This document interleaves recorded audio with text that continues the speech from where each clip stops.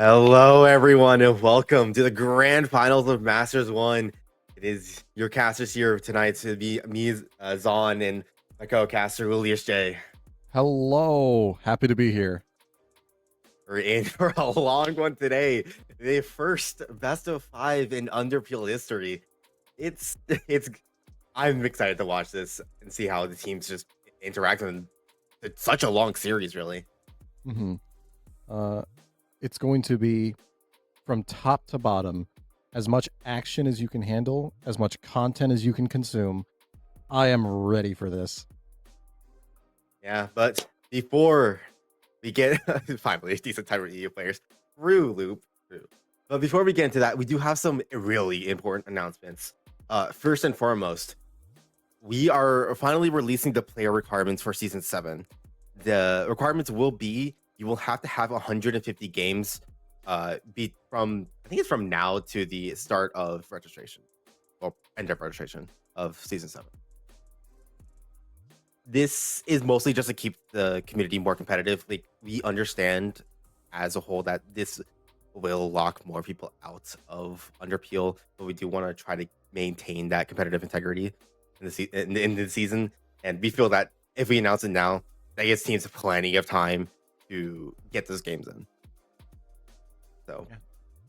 I mean, we're talking about like competitive integrity, 150 games. Wherever you end up after those 150 games, that's got to be as accurate of a display of your rank as we can find. yeah. And truth be told, 150 games in like what, roughly 3 to 4 months isn't that bad. I did the math and it was like you had to do like 1.3 games a day. Yeah, we're talking somebody who plays Valorant in their free time, as their primary hobby game, a ranked match a day, and then sometimes two. That's a manageable sort of thing. Yep. And with that, I think that's all we had the info for that. Also, kind of side announcement.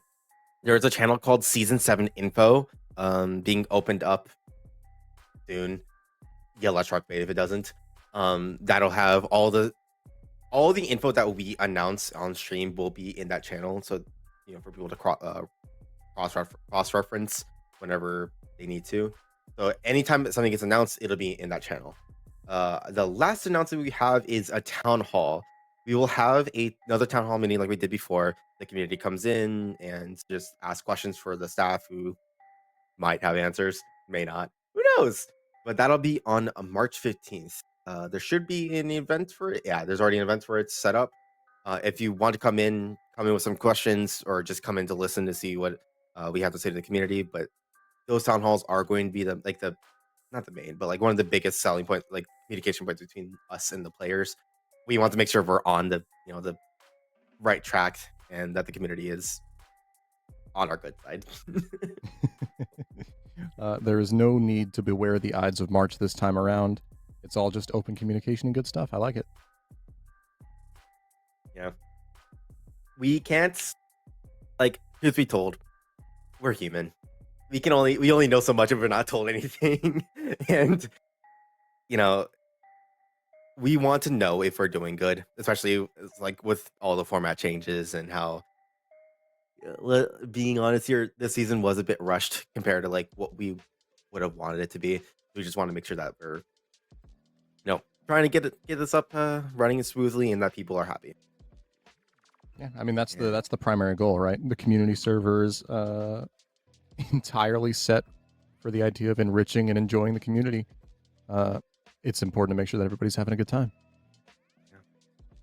And that is all of the announcements I have, unless I'm going to get yelled at for something else. But as far as I know, that's all we have. And so, let's get into this matchup. Yes. We got Unguardable versus Granada. Two teams who have been, honestly, almost sweeping throughout this entire tournament. They've been doing some really good games, but as far as I saw, both teams have already fought each other. They have just this past Friday, I believe they met each other on Split. Yeah, it was Split. They went to 13-11, which is really close. They if it's a 13-11, it really could have gone either way. It came down to the pistol rounds. Now, of course, I know very well the team of Unguardable. We can take a look at the statistics for those team members right now. But heading up that particular team, they have absolutely insane numbers coming out for this matchup here. Especially take a look at Snow with the 174 ADR. Yeah, Snow's been killing it recently. Like, you wouldn't like the Diamond 3 the icon there really doesn't do them justice sometimes. They've been taking it back on these games, just doing their job, getting onto the sites, entering, and just doing pretty well recently, really. I'll tell you what, and this is coming from me personally. I know all of the Unguardable people, and they are beyond a shadow of a doubt their biggest benefit that they come together as a team for is their communication and their coordination. That is what I love to see from them every time they play. I'm really excited to see that coming through today on Today of All Days. And I do think it helps that Unguardable have a bit of a, I don't think not a niche play style, but they do play a bit differently, especially when they have Trevor, Mr. Viper one trick on their team who loves to playing it, especially on a sense, which isn't in the map pool, but there's a funny thing to bring up. Yeah, absolutely. I mean, the individual play style of everybody on Unguardable is just so fun to watch, so dynamic, and in some cases like Trevor and even Kepe to an extent, the amount of training and practice they have in one particular agent just makes so much fun to watch. The new tech they come up with and the way they employ it. Yeah, and did bring them to the win on the last time they played Granada on. No, actually, no. Sorry, I'm misreading this. Granada beat them on Yes, splits. absolutely. Yeah, and so it seems like Granada don't care at all about Unguardable's weird strats. We do have the stats for Granada here coming up, but it just okay. So just looking at comps, sorry, team ranks, it kind of seems like Unguardable do have the advantage. I mean, I'm always personally a fan of having teams that have that even rank distribution across the board. And Unguardable was a little bit closer to that point. We're looking at Olam, excuse me, on Granada with a 200 ADR, an absolutely insane number to be putting out. The powerhouse of the team, followed up by our lower elo players, Guktruk and Zeta. That are there in the supporting roles to make sure that those kills happen. Much different dynamic between the two teams here. Yeah, but I will say, as far as we've seen on stream from Granada, it seems like they do struggle to kind of close out these games. Like that split game that we were mentioning where they beat Unguardable, they were up 12-5, and they had to, and Unguardable managed to bring it back up to 13-11 before before losing. So it just seems like it kind of like they put out all of their ideas in the beginning, but just struggle to adapt later on to be able to win the game really. Yeah, I mean, and it's something Unguardable's known for too is they don't hit a point where they've given up. They don't hit a point where they're waiting to go next. They just continue to try, and put everything onto the server. And if you can pull 6 rounds from your 12-5 point and bring it that close, you can absolutely make your opponent sweat. And especially today in a best of 5, it's going to be an endurance game. And Unguardable have shown to be very, very enduring throughout series. Yeah, I am a bit concerned with Gugtruck and Washed today. Playing in a best of 5 can be very, very taxing. Said from someone who had to play a 22-20 game. That can be be very hard, and especially if they're not used to it. I'm a bit concerned about their low elo players, especially if they do go into like a game 4, game 5. All right. Still the greatest game I've ever had the pleasure of casting, by the way, that 22-20. That was map 1 of was that season 4 finals? Season 4. Yeah, absolutely insane. But as it is in the past, to talk more about Unguardable versus GRAN, um, we really have to wonder how those two team mindsets are going to match up today. And I am just beyond excited to see it all. Oh yeah. Speaking of, we do have one substitute coming in today. Specifically, we're gonna have Overheated from Bill subbing in for Pumpkin in the coach slot. So will that make a difference? Probably not. But I know Overheated is a really good coach and he knows all these people really well. So being able to just call out the timeout, get that mental back into the state, but can Ab- definitely probably help Unguardable, especially when I know some of the people on there, some of them are bits, some of them can tell a bit. I mean, absolutely. Like with Unguardable, and the coach substitution with Overheated, uh, he was a previous coach to Unguardable players Kpe and Koopa, and myself, and the level of insight that he gave to the team throughout that entire season was constantly like it was just never ever anything that wasn't worth listening to. Every last bit of it was interesting and gave a piece of direction. So it's nice to have some variation, and see what Overheated can bring to Unguardable today in lieu of Pumpkin. Yeah. And with that, we do have picks and bans already. This is a bit expected. Let me be real here. But we will have, and again, it's a best of five, so there's only going to be one band per team. But we have Abyss and Fracture band. I'm a bit disappointed What that a Fracture is banned, shame. but it what a. I like the map. Okay.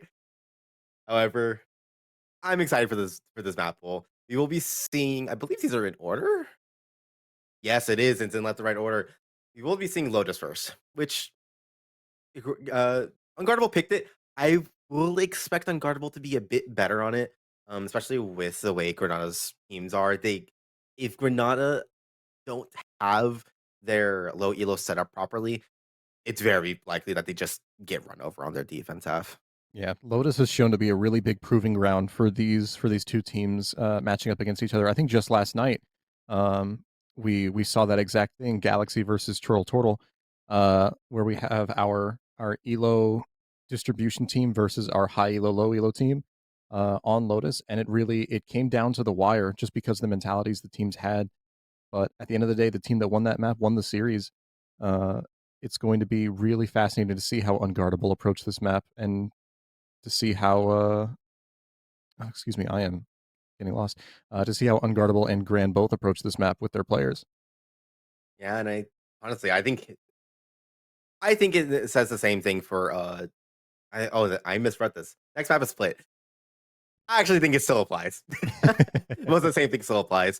Especially the only change really is if Granada again don't have their low healer player set, they can just get run over depending on where they have them at. They have their low healer players on mid, they can just get run over. But it will be a lot easier for Granada to be able to set up their team, especially on defense, where you can just rotate super easily, or just have your Viper in mid just carrying everything just by existing. Gotta love that there's orb lineup. there's also a lot to be said for Unguardable's approach to this map, considering they did lose to Granada just last Friday. Uh, the question at hand is: are they going into this map charged by that loss, or do they allow Granada to pick it? And are they looking for an opportunity that they don't have just yet? Are they preset planned, or are they waiting for an opening? I can't wait to find out. Yeah. My my prediction now is that Unguardable are gonna lose in the early game, but like what happened, but bring it back in the late game. Especially if Granada are gonna keep up their pattern of not being able to adapt to the adaptation that Unguardable will make. Counter the I expect counterplay, it to be absolutely. yeah, yeah. Regardless, I expect it to be a close match yet again. But after that, we'll have again another three-site map. Unguardable loves these. We'll be going to Haven with Granada starting defense. Well, and the three side maps are just so macro heavy, and the more confident you are with your playbook and your general shot calling in the mid round, the more comfortable you're going to be on these maps. Um, I know Unguardable do a lot of pro study. I have not heard the scoop on Granada what they do, but I do know that they have such a powerhouse on their team today as Just Tired. who is known for being a particularly lethal Sova player on Haven. Yeah, he's proven it time and time again, especially throughout this season. He's been honestly, he's been just shooting it up out like so many times throughout this season and last season. So Yeah, I mean, rated the number one initiator in the previous season for Underpeel. Any map where his recon is allowed to happen, and like we were seeing on Lotus and Haven that Unguardable have picked, uh, I'm personally going to be watching to see some of the chaos coming out from that. yeah, I know from experience of playing with him, he has some crazy lineups. He just like it's not even that though. His timing as an initiator is just so good. It's Unparalleled. yeah, it's just been as someone who plays with him, it's unreal. You will like throw a lineup and just already be at this fight. It's crazy. But yeah, that's the third map. We will have the fourth map of Pearl, which I don't think we've seen Granada play yet on stream I don't know that we or have. anywhere. They've got to be hiding some plays here that they've been cooking up. I'm excited to see that. Pearl's a Pearl is a weird map. Because it has that wide, like on especially for the attackers, it has that wide open mid area where it's really hard to defend that if you aren't properly set up. Yeah, And I can agree with that. and with that way unguardable plays, especially with how slow they can be, but also just Trevor existing as a Viper one trick, being able to control that area, that mid area as attackers will probably be unguardable's bread and butter. I mean, absolutely. And what a slice of bread it is. That mid territory just allows for so much dynamic play throughout the game. Um, we'll probably see our one trick characters there really shine with the level of creativity they can apply to the match. But not much remaining to be said in regards to Pearl. It's going to be a fascinating play, um, especially with excuse me, especially with the different dynamics between the teams. I mean, we know as much as Unguardable have been very comfortable on it in seasons past.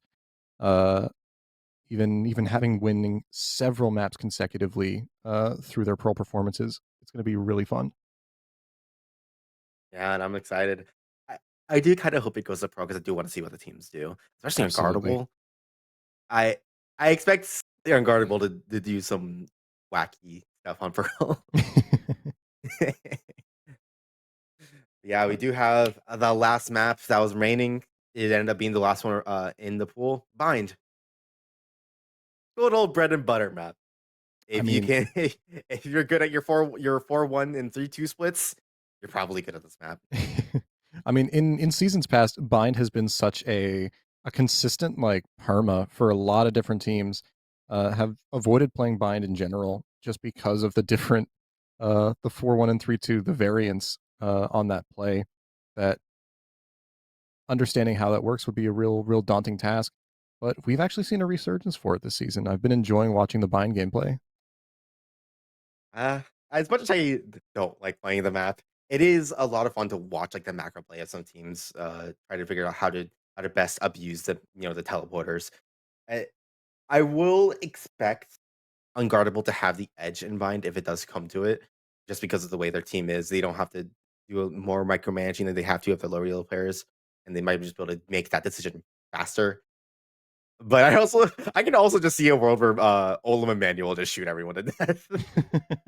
And it's Well, very much one of those maps where you can just macro play. What's that?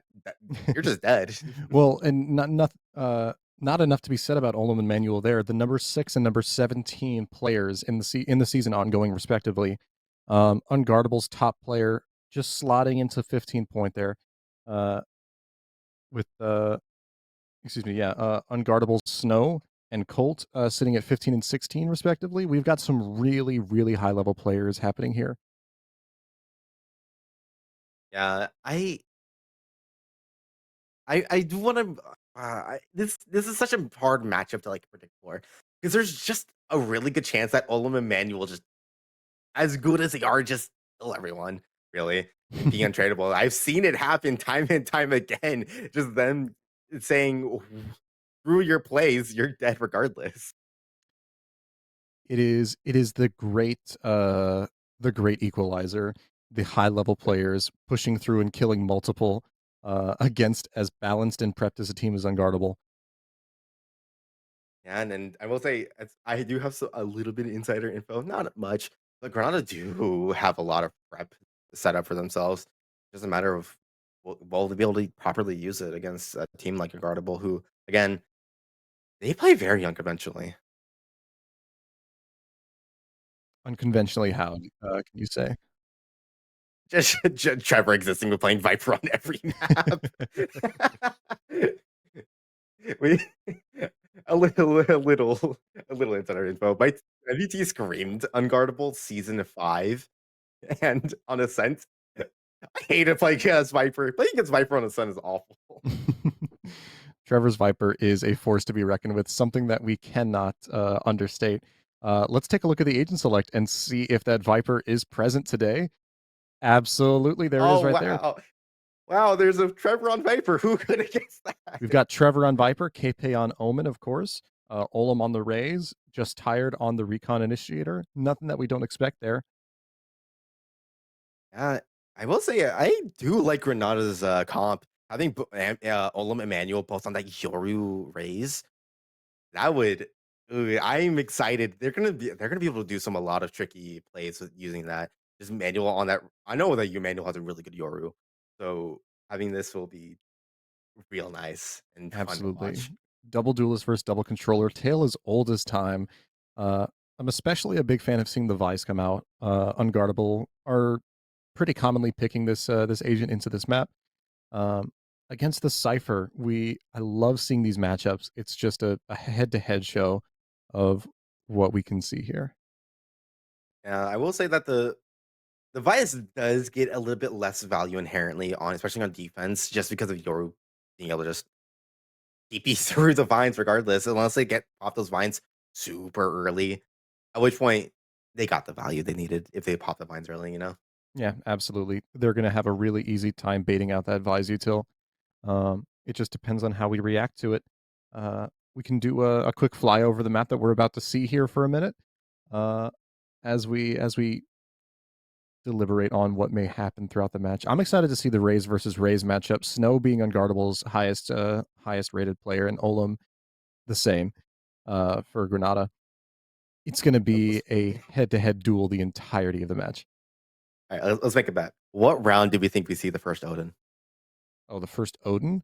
From Tired, I'm guessing round 6. Is it Granada on attack? Yeah. The attack round 6 Odin? Yes. I love it. Exactly that, the attack Odin. Hey man, that spam from A main to A site, like the entrance right there. Quality. I know we don't often see the Odin on Lotus from Unguardable themselves. Granada is going to be the Granada's going to be the ones to pick it for sure. Yeah, especially I know that Tired loves, especially on defense, the Odin and Tree, being able to spam the switch and the ult orb, where it is just nice. Harry's throwing in chat. Let's go. Let's go ahead and take a look at the at our map here. Um, as we take a tour through Lotus, the battleground that we're about to see here. Uh, Already exciting. I mean, who do you want to give the edge to in this match? Personal bias, I want to give Granada the win, but I expect Unguardable to make this real. I mean, we're seeing very early here, Unguardable with a really interesting early round strategy, the C trap. As we walk through, we're going to find Zeta there, KP and Colt taking them down. And that's going to force our push onto the A site. Doing a complete A retake and trying to kill whoever is lurking on this pistol round. What a great play from them, already taking down one. Starting their retake now, they've already cleared all of Breakable and Stairs and are just ready to get into the site. I mean, the Vice Flash already come through. It will get broken, but Guttruck will get blinded by the Goman Flash. And unfortunately, will get taken down by the double pick of the tree, as the rest of Granada are trying to kill them as they come out of the tree, but it's just not enough. Unguardable taking them down with sheer numbers.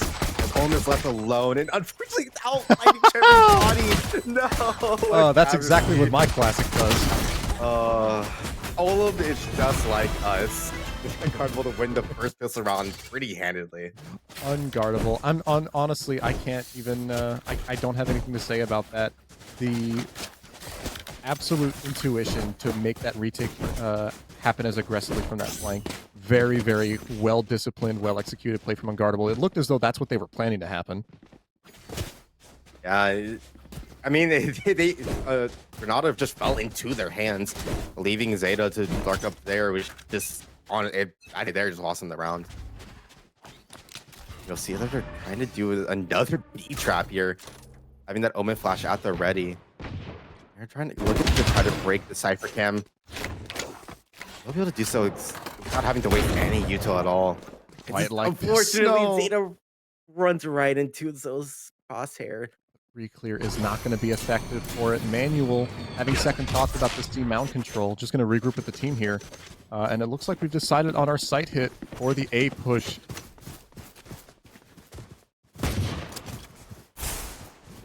We'll see the rest of Granada just coming over here. They do already have the White Flash set up whenever they start to go into tree.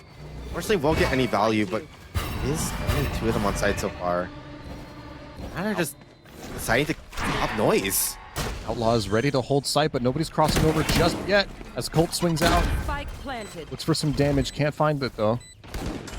And just tired is left alone on site, low HP as we swing through. Manual picks up 1, and Colt grabbing 2 in kind. Fulham firing back with the Sheriff. This is not an anti-eco Unguardable wanted to play like this. Granada are in great position to be able to defend this. Manual all with the Bulldog trying to get this wrap around. He can pick up 1, gets 2. Manual, oh my god. What? And the My shots. Bulldog doesn't do that. My Bulldog doesn't do that. My Sheriff does that though at Ulm. What an amazing eco round from Granada. They lost an early pick there, and Unguardable unfortunately couldn't react well enough to the close quarters retake from A site. Yeah, like that. That was exactly the round I was talking about, where it's just Manual and Olim saying, "Screw your play, we'll just shoot you better." We love shooting people. Here we We'll go. see. Not going for a C mount fake, really. Using that eye, trying to get Unguardable's attention over here. The rest of Granada are just playing a 1-3-1. An odd decision. Carrying out this B space, trying to make sure that they know that someone's here. And we've seen Unguardable make this play before, the steam mount trap, and they're going to trigger it right now. Before they can proc to do it, Oldham and Manual just picking them off 1 by 1. Koopa's going to get 1 for it, though.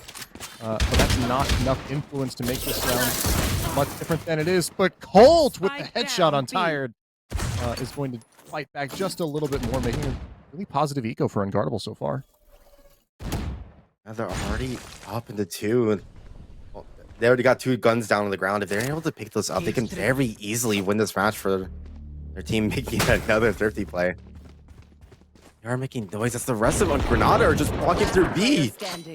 Spike down. Only Koopa left.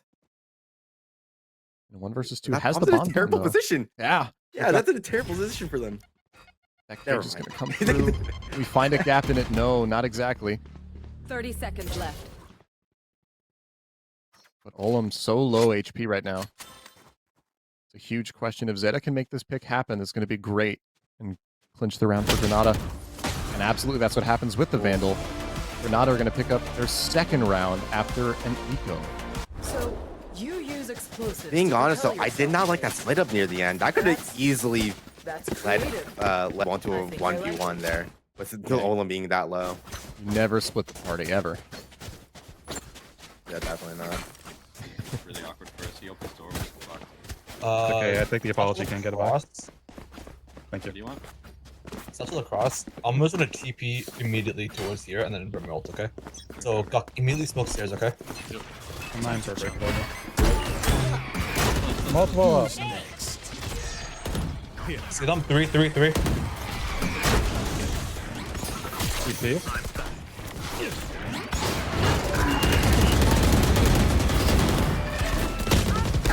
One more. Omen was there. Omen dead. Let's lobby it. I'm dead. Let's go. Zeta, hang back. Toward level, right? One heaven. Both. Have a last. Nice. Good job, okay? I got the first stairs. I got the Damn. We can do this again. They caught that one, bro. They caught that one. I was dead. You know, if I'm gonna steal your aces, you have to let me see someone. Matt, shut up. I didn't see myself half the time. I was asking myself. I didn't do the same thing. I was just in 3B. I into 3B. Okay, tired. Heard. What an They may absolute just dominant run round A, from so Granada. get full A, okay? Yo, If they do shit A, we just go C, okay? Let's choke them. Where? Oh, okay. Yeah, the deeper one. Where are you? Sniper there. Nothing. Sniper C. Right behind you all. You can Good probably luck. from be honest. Bring them down. Behind box clear.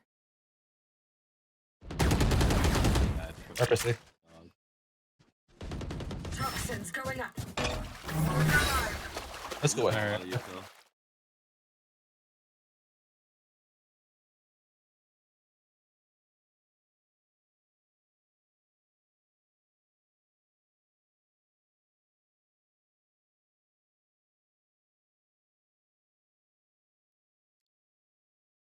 It would not be Underpeel without the occasional production issues. No worries there, though. As we get this execute onto site, I mean, we'll talk about that that clear comms in just a second, but Olam and Guk making absolute waves as they enter onto the A site here.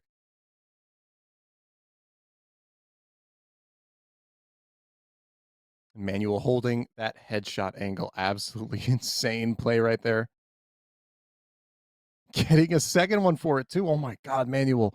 An absolute demon. Manuel's on one today. You'll see Koopa trying to recuperate this 1v4.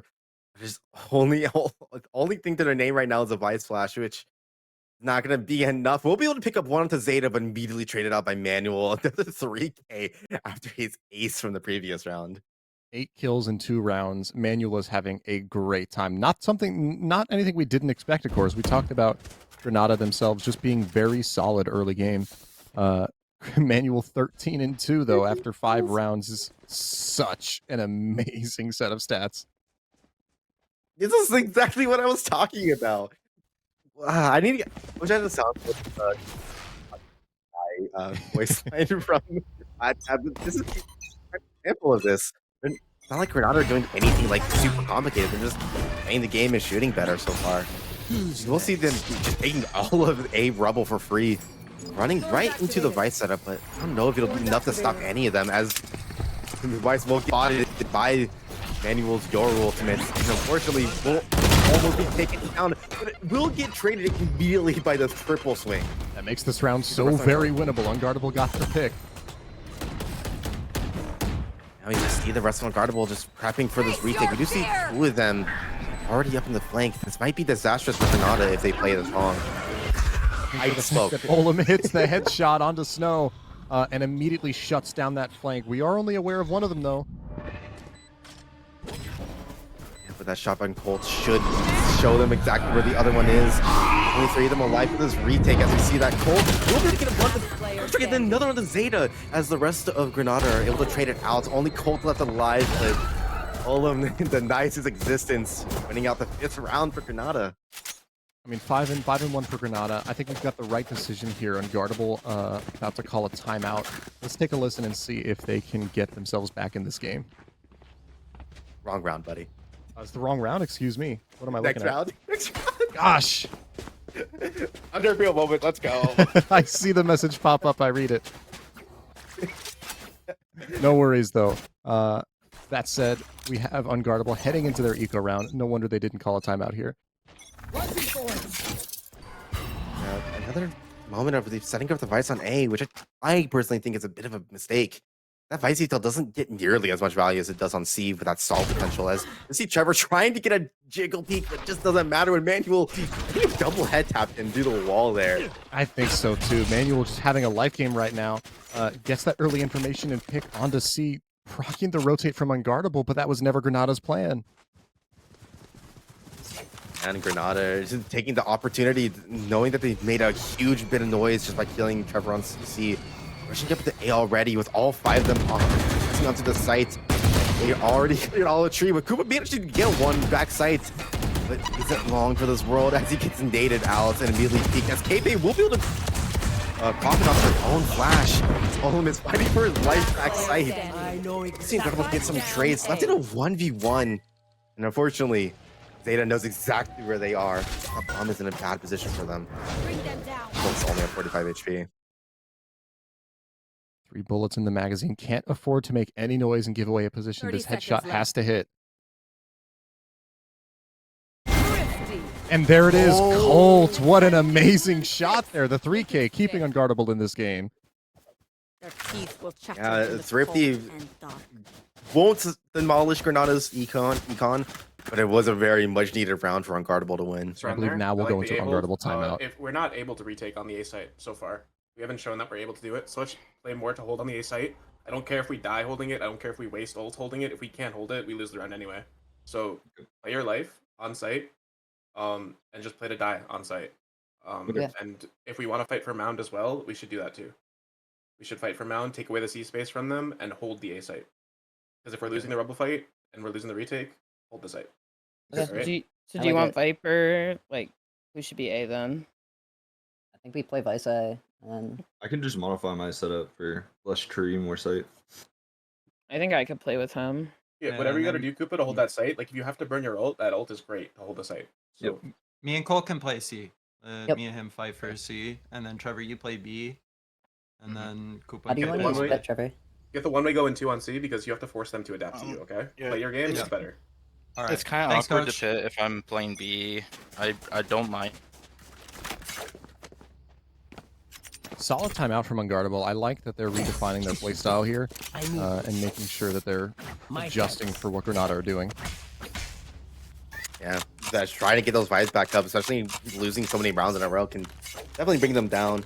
But we'll see. Hopefully they can manage to do the proper adaptation, as we do see Unguardable looking to fight this mound area, already be able to take it and try to hold it here. See, rest of Granada looking to fight this, using that smoke to be able to get on the site. And unfortunately, that blind will blind all of them. It's still Go for 2 with his ultimate before dying to Olum's ultimates. 3v3. Unguardable looking in a slightly worse position right now. I mean, I don't hate it though. This is something new, and we love new. Unguardable posing some challenges for Granada, but they pull through with flying colors. Zeta's in such a good position for this lurk, especially with that waterfall smoke coming through. All Zeta has to do is go through waterfall, or just say where they are. That works too. You will see the rest of Granada giving up that site, playing for the spam, but it's not planned for them at all. Not at all. Olum doesn't even have a nade to push somebody off. They just have to stick. And we're going to win this round. Unguardable. What a misplay from Granada, leaving site instead of holding their ground. I see what they were trying to go for. They were trying to play off of that Vice ultimate, making sure they're offside that they wouldn't get affected by it. But fortunately, they planted in the worst possible position for that. Yeah, you can't. Yeah, absolutely. Yeah, whoever planted that made a big mistake and ended up costing them the round. And unfortunately, it's almost going to mess up with their econ if they lose another one. Unguardable getting a much-needed break in the action here as they gain back some ground. Getting into round 9. Seeing another familiar sight, another C mound push. We'll see Manuel prepping that Yoru clone to come out of that smoke. We'll see that tether coming out. Yeah. Manuel getting shot down a bit. I like it. Only one person shooting the Prowler. Not giving away too much information. The reclear comes in. We have a nade. We got the Omen blind. We swing out into it, but Olum's going to be there to pick up the kill. Ooh. And Snow is left alone behind this box here. Unfortunately, not looking at anything that can be seen. Manuel's there to pick it up, and now Granada are going to go 5 versus 3 into the site take. Yeah, but they were expecting Trevor to be so close, and he managed to get 2, gets 3! Picks up 3, gives us even odds heading into the post plant. Unguardable wastes no rest of Unguardable. Yeah. Tired gabbing 1. Really on such low health. Man, Koopa managed to get the headshot. But it's just a 1v1 is not planted for Koopa's favor. Having to try to re-clear this entire site. You see Koopa trying to bait out Zeta to peek into this. We'll be able to do it. and is not in the right direction. And we'll be able to get the kill on the Zeta with just enough time to be able to defuse. Another needed round for Unguardable. Absolutely stellar performance there. Trevor opening the doors for teammates to come in and make this retake happen, spraying down 3 like it's nothing. Unguardable's shift seems to have yielded positive results here. As we head into round 10, Unguardable only trailing by 1. Now we wait. And it seems like Granada's been able to adapt to the timeout. I'm gonna eat my words as that timeout from Overheated managing to do something to Unguardable, either de-tilt them or just make them focus. Yeah, I mean, even if Unguardable fight. Even if Unguardable could, they still have the capacity to play their hearts out. Here we go. Rock with this interesting Ominal into the backlines as we're looking to take mount space here. Granada just hammering on the C aggression. Find Duck as Colt. Shots come down. Manuel's going to pick up Snow, and we're committing to this site hit, but we're already off site, ready to retake. We've got this Nightfall in pocket and this Viper's Pit ready to go for it. There it is. The Nightfall comes up. Bomblet's going to go down, but we have a lot of damage going either way. Trevor's going to pick one counter ultimate from Just Tired. And there's the Viper's Pit. Just barely covering the spike. Shorty's inside. Trevor's going to pick up Tired. Zeta all alone. 1 versus 3. Working their way around the map. Picks up 1, 2, 3. Has to reload. Koopa to finish it out. Oh, there's actually a world he wins that if he switches to a pistol. Absolutely. It's always faster than reloading. Reminder, people, always switch to your pistol if you run out of bullets. Scoreline 5-5 here. Unguardable have tied this match up. Strings of round, one after the other.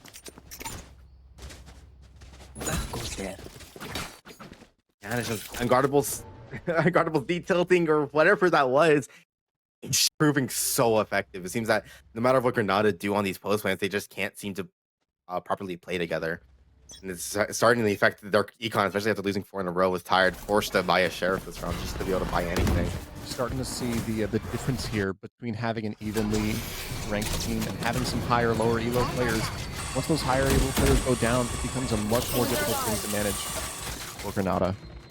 Wall tripped. You'll see Granada baiting out that Vice wall and showing that stall potential of Vice, but they are in a really good position here to just say, screw this and leave. I mean, but Unguardable, we have 3 players on the flank here, making sure there's no way that they can leave. Hope they stick to their coach's advice and play to die on site.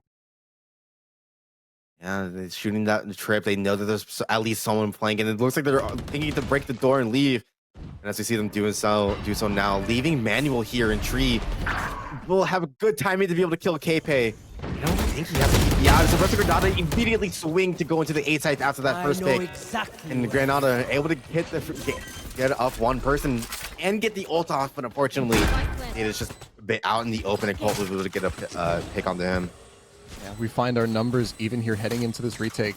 No ultimates on the board. It's all coming down to gunshots, and Manuel has plenty of them.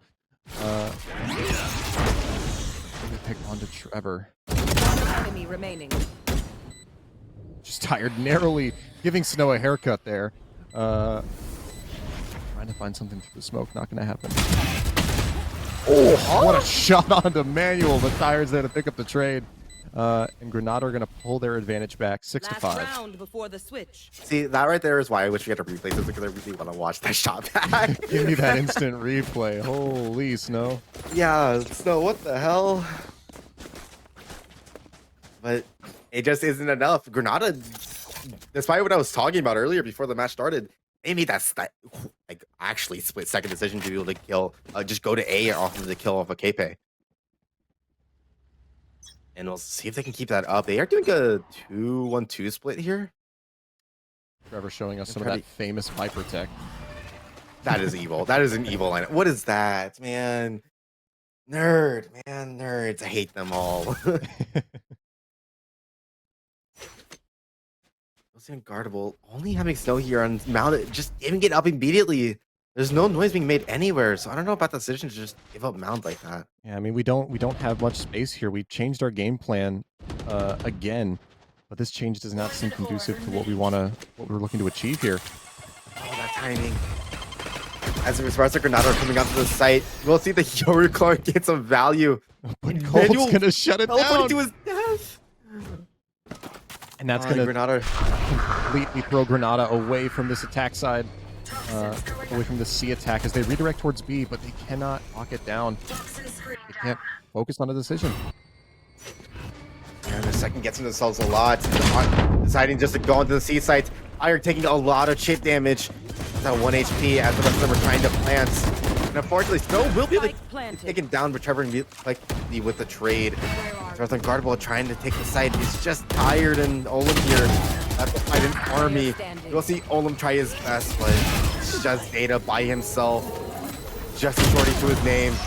And unfortunately, won't even be able to pick up one. Unguardable making it to 6-6 half. What a performance from Colt for that round there, getting the drop on Manual, who's teleported into that position more than a couple of times on the C attacks. Switching sides. Unguardable are going to even up that half 6-6. Yeah, but this is the half where I think Unguardable are going to be stronger on. This is a slightly attack-sided map, and Unguardable can have a lot of points exploit, especially on Granada's team if they play the map right, hitting into their low elos, just exploiting their weaknesses. I mean, it's not the kindest thing in the world to do, but when you're here on stage for the grand final for Masters, you do everything you can. You take every advantage you can find. Let's hope that Granada are keeping everybody properly covered in these plans and these strats. And we're seeing Unguardable. They want to do an immediate C take. We'll see Gug Truck already here, hearing all the noise and deciding to just retreat. Let his team come over. It's a 5-man take here, as the rest of Unguardable are already on the site. Snow is already here in elbow. Has Gug Truck will really pick up the first kill, and the really important kill on the Snow. Manual forced to back out already and TP to the other side of the map as Unguardable will get this bomb down uncontested. As the retake comes in here, I do believe we have some util on Granada for this retake, but the Vice Wall's already set up, going to split off some characters here. Tired is waiting for that Haunt to come back up before making his hit. The GRAN making a decision to open the door as Manual and Zeta are trying to get whatever knowledge they can. They do it all with the first kill. Unfortunately, both tied to the second. No value gone from Zeta. It's just Olim left by himself. He doesn't have much to his name. Just his gun and trying to get a timing here. Oh my god. Getting some needed chip damage. But it seems that Unguardable are going to deal with a nice double swing to end out the pistol round for Unguardable. Counting the beeps, making sure that when they swing, there's no more time. Olim has to get off the bomb and give up the defuse to make that round happen. What a really just well-played round from Unguardable. Absolutely amazing pistol. The worst part is I think that Granada won the map, like won the map control. If anything, it's just like unfortunately their retake just wasn't up to par. Yeah, for sure. Unguardable now 2 pistol rounds in the pocket.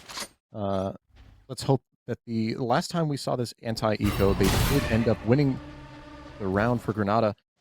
Let's see if that can happen again. KP already put down onto 1 HP. Trap play on C-Mount comes out. The nade goes down.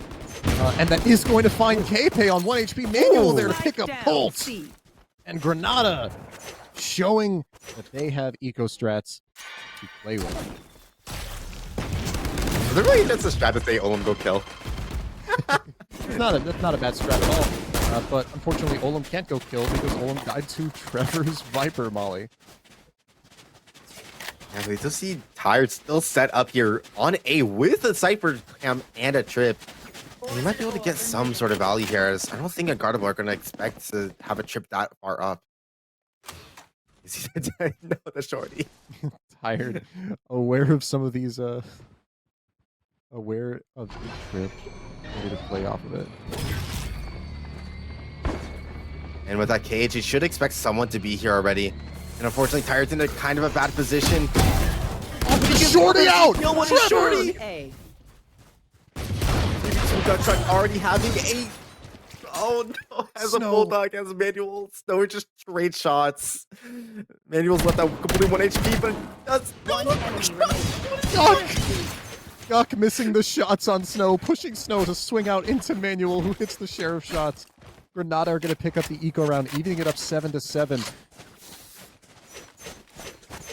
Oh no, just a tragedy all around for both teams. So many whiff shots. I'm going to pretend like that round didn't happen, and Granada just mysteriously found another round there.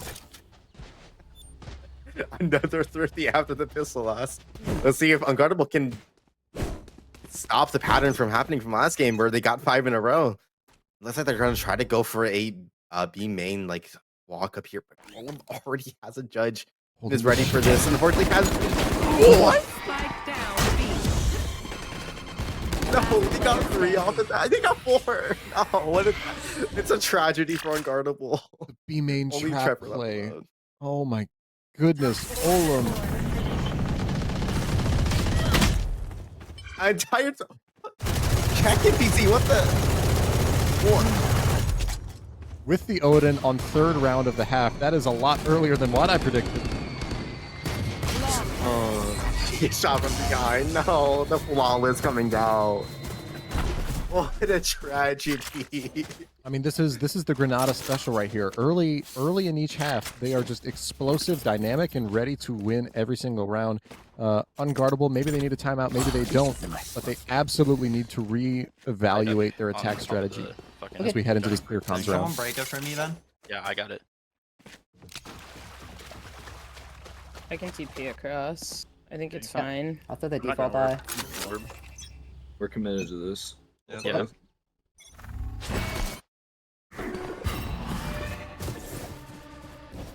Nothing There's stairs. no stairs. We No should- smoke stairs. We should give me. Yeah, give me. Alright. Yeah. Key blind. Using a bomb in the cover.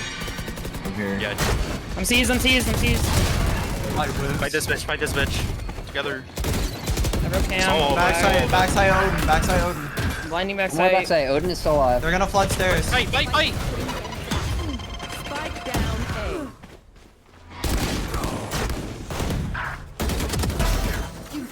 2v2. Bottom, hell and heaven. I gotta get that kill. All good.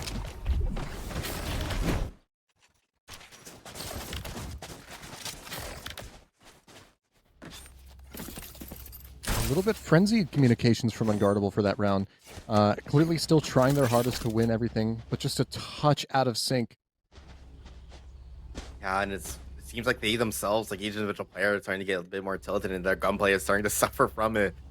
I couldn't tell who it was, but not getting the kill into tired is actually criminal. Yeah, the snow satcheling in with the rifle. Unfortunately, started shooting just a touch too early, hit the inaccuracy.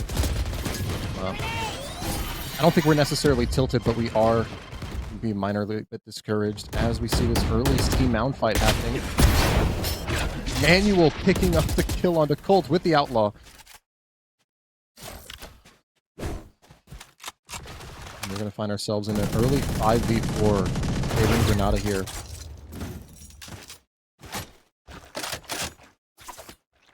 Yeah, we'll see Unguardable after that unfortunate loss. Looking to split, trying to get whatever map control they can. They're trying to see if they can get something B, but that Cypher chip might just stop anything from happening if Manual doesn't stop them here. And he definitely heard that jump spot, looking to just hold this angle. See if he can get any picks off of this. Gets not the call on. No! It's a tragedy.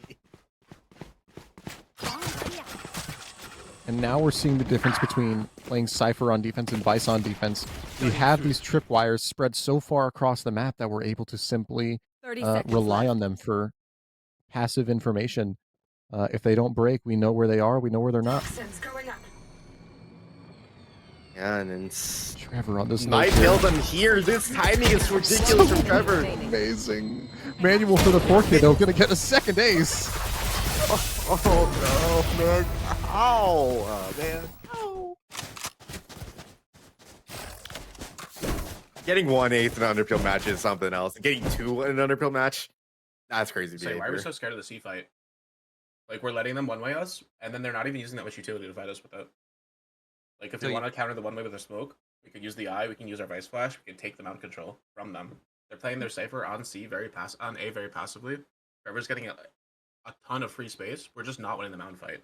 Like the map is so closed off because they have one guy posted up B, two guys ready to fast rotate, and then the A anchor.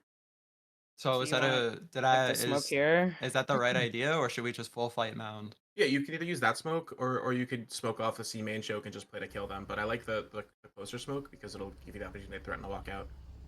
Okay. So clear this guy out of C mound, it'll open the map wide open for you guys once we have map control because their Cypher's playing all the way back A. And if their Cypher's on C, run this guy over. He's terrible. All right. Heard. All right, lock in. Keep the energy up. Oh, we got this shit. I'm dying. For future reference, after this round, they're throwing this trip every single. I quite like that ego check timeout. coming down from the coach. I like that timeout. Overheated is always one to hold people accountable. If you're doing something wrong, he will not hesitate to tell you and fix it. And of course, it's up to the players on the team not to take that as an insult, but to take that as correction and criticism. And I think that Unguardable should be fired up after a timeout like that. And it seems like they're going to be fired up here on C mound. As Manuel is trying to get one before teleporting away. Bit of a risky maneuver. He definitely going to die there. We're starting to see Granada disrespect Unguardable just a little bit. And Manuel's going to find the pick through the Cypher Cage. Make that two! That one-way Cypher Cage. For the retake. I'll handle this. And we'll use it to try to see that all three are here. And he will spot all three. Alba Zeta gets the pick.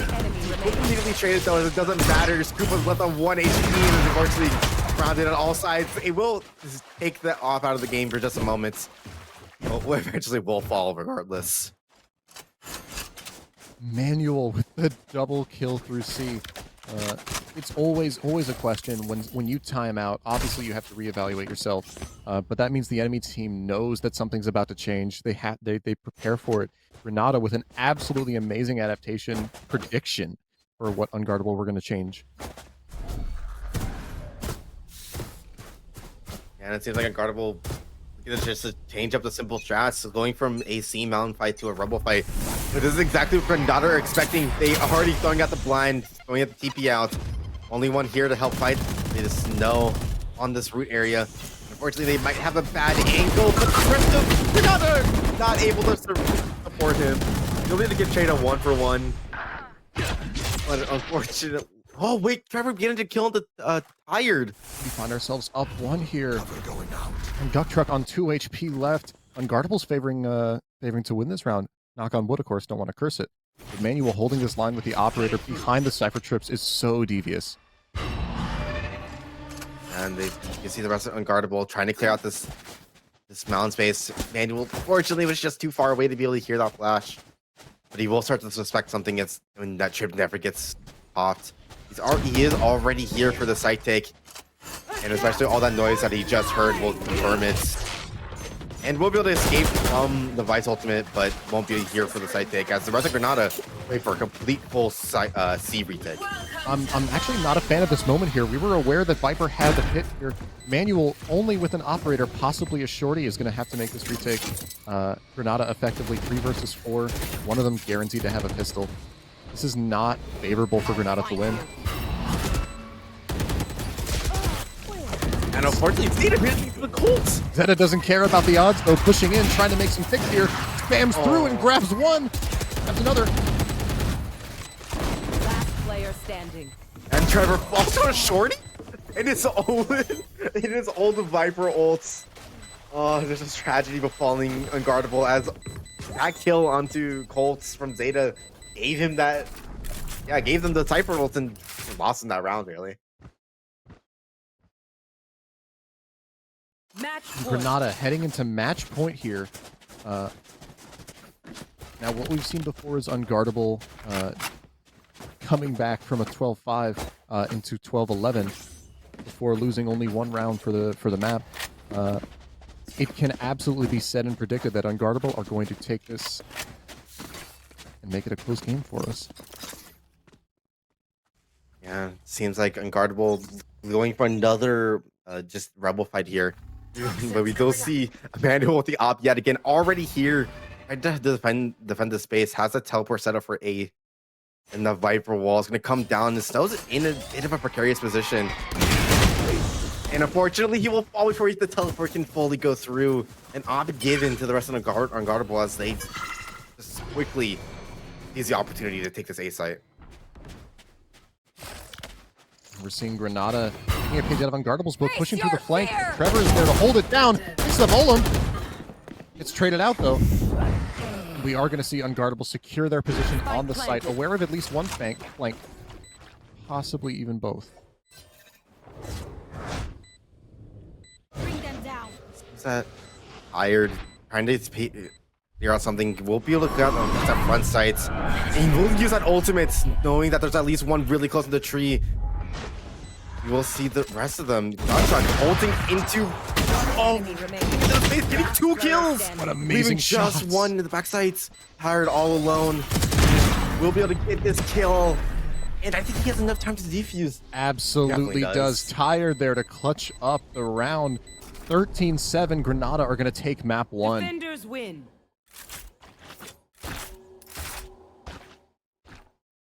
That was I would say that was a slobber knocker of a match. That was an amazing game. Like a lot of what happened last night, the numbers on the screen do not give an accurate representation. Unguardable were fighting so hard to push for as much space as they could, made it such a close match, or such a close matchup every single round.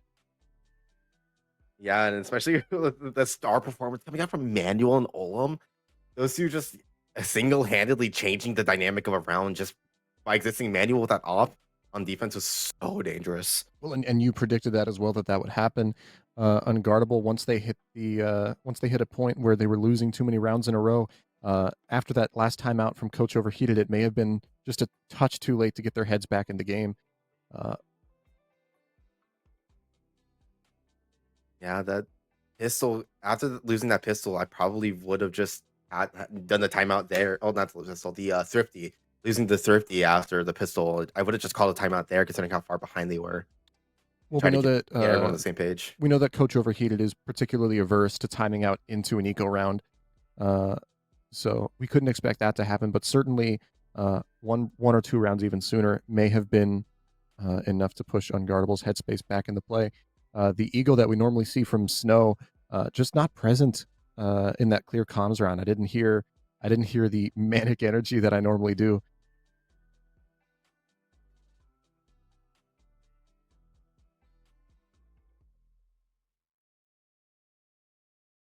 I think that we will. That's plenty of talk on map 1. While we prepare for map 2, we're going to head to a quick break. We'll be right back with a lot more content, a lot more fun, and a lot more of this duo.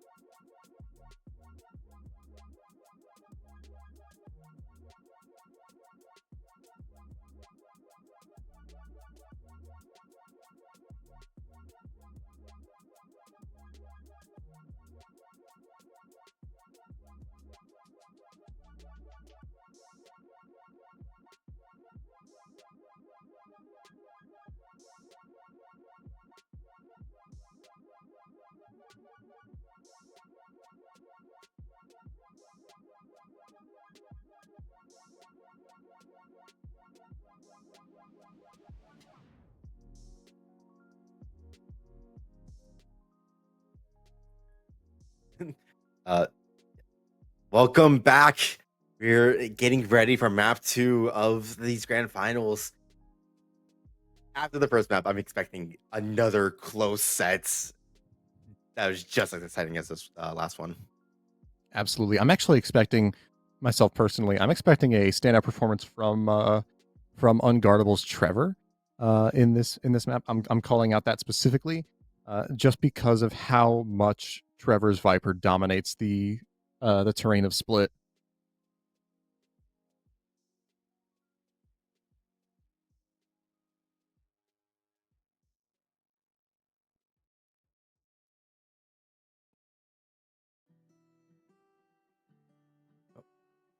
Can I hear things? Whatever. There we go. I hate Windows. This is my PSA to everyone. Windows sucks. Thank you. Yeah, Trevor has my fullest vote of confidence for a stand-up performance on Split today.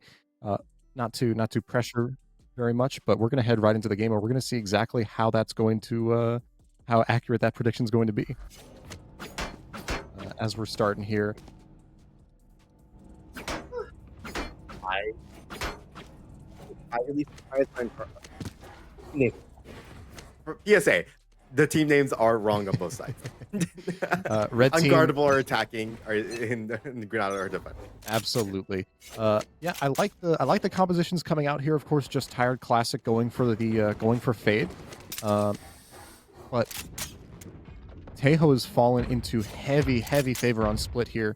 We are going to see an early pick from Olem, picking out Trevor. Unfortunately, my personal favorite for this map. As that bomb's going to go down, we're going to follow Guk here, lurking through mid as sneaky as can be, as tired is going to help defend against this site hit. Underpeel production at its finest. As we see the rest of Granada coming onto the side and be able to just clean up all of them just absolutely cleanly. As Guk stares in awe.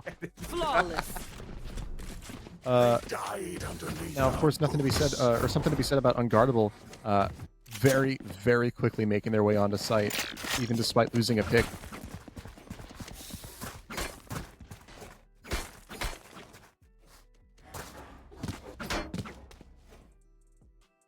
But I quite like what we're seeing here regarding the strategy for Granada here.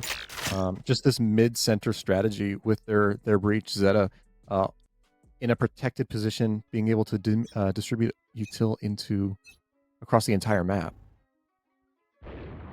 We'll see. Unguardable trying to get an early pick, but immediately shutting one. Manuel shutting one down with that outlaw. Trevor is picked off first yet again. Once again, I jinxed it. I must admit to it and apologize for it. As we push up ramps here, Snow's going to pick off Zeta. KP there for a pick of her own, but Olem fighting back with the judge, gets a trade plus interest. Tifa trying to make something more of the round. 3 kills for the eco round. I am so satisfied with that for Unguardable.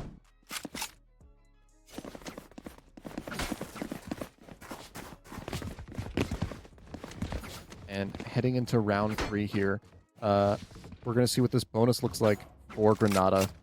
Manuel holding onto that outlaw, of course. Guk with the Guardian, hoping to get some headshots. Yeah, you go. Hopefully, Guk can do the same thing as Manuel has been doing. He's been on it, like Manuel's been on it today with these early kills. Unfortunately, Trevor's not in position to die early first this round, so hopefully they can keep this up. To see the rest of Unguardable walking into this A space completely uncontested, as Granada just walking down mid like psychopaths, as they both start into an engagement into Trevor, as unfortunately he dies first and third time in a row. No. Not what we love to see. Granada taking dominant control over the B half of the map. Not really an option for Unguardable anymore.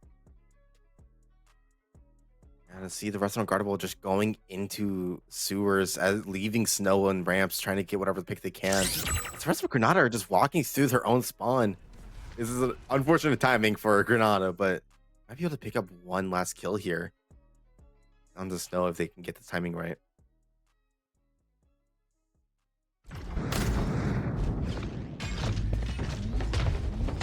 Here we go, Unguardable's defeating speeding up their execute as the stuns come in. The util goes out. We have our full heaven control here. Can we convert that into an actual sight hit? As we work on it, Manuel swinging out with the outlaw, picks up Colt with the dash, ready to go. One enemy remaining. Not through the smoke, but Tire's going to pick up even 2 more. Defending the teammate Koopa, trying to fight back as much as possible, picks up 2, and Olim's there to finish it out. The round being over. What a dominant performance from Granada for these first couple of rounds. As we head into our clear cons,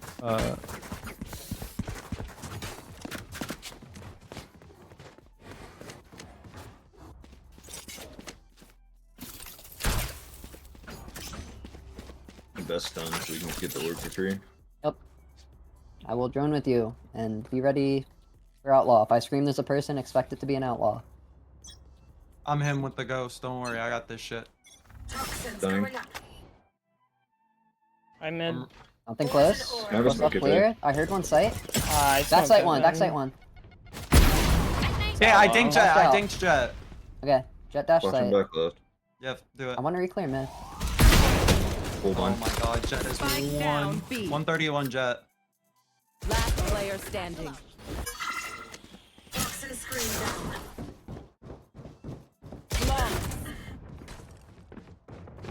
Just make sure if they're posted with an outlaw, we're using util to fight the guy off.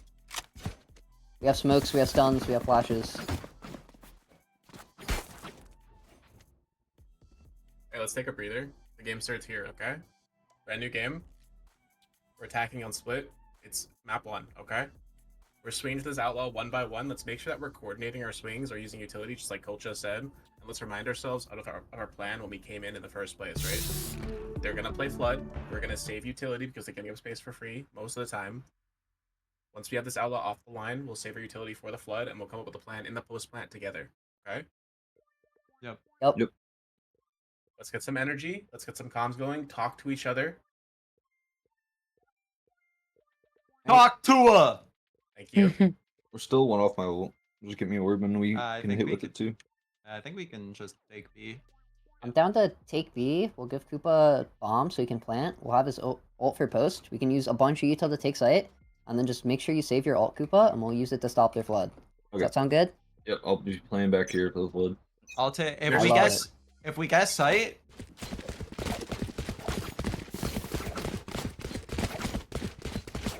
all right. I mean, a pretty solid timeout from Unguardable after losing round 4. Let's hope they can bring some momentum into the split match here. Yeah, it doesn't seem like the vibes are all the way up, even after the unfortunate talk to us happening there. As we see that Granada are already fighting early, hoping to get whatever pressure they can into this.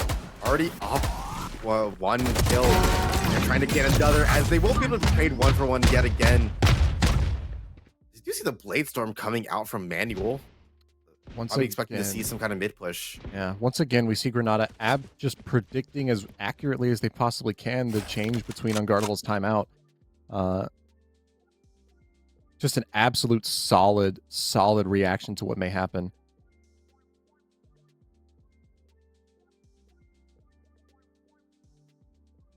As we head into the mid round here, we have Colt looking to find some space here behind Koopa. As the stuns come through, the shots go out.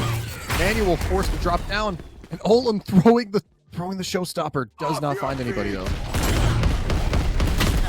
So Koopa gonna throw the Rolling Thunder, doesn't hit Manuel though. Is able to hold this side as well as possible. Olim picks a spot behind the boxes, doesn't get cleared out, and picks up 2 for the round. Granada up 5-0. We're seeing the immortal difference right now. Olim being able to recognize that he needed to get out of there the moment that Rico came out, and recognize that he just needs to stay still, hide behind the box immediately right after. It's just we're seeing so many good decisions coming out from Olim and Manuel, and it's just quite frankly, it's winning them these rounds. It seems as though the chemistry of Unguardable has been shaken quite a bit here by these top 2 players. But of course, not enough to be said about the supporting roles though. Zeta and Duck putting up really solid util to allow their teammates to play around. I We already seen the Fade ultimate coming out. As no managing to get one onto Gukshot, immediately traded out as the rest of Granada managing to retake all of this heaven space. And boom, subsequently clear all of main as well as starting this retake. Unfortunate timing on the smoke fading means KP will go into their deaths. As the rest of Granada, rather Unguardable are just all curling up into this elbow space. It comes in 4 versus 3, but Koopa makes the round even. Holt bringing even a +1 into it. Fired, swinging out, trying to get a pick, but there goes the stun. Trevor picks it up. Zeta fighting for sight, grabs 2 for the 3K. 1 versus 1 on the defuse. Trevor died first in the first 3 rounds of this match. Can we break the mold here? Can we swing out get this kill? Absolutely. Comes in from behind Zeta, and we get a Thrifty to put Unguardable on the board.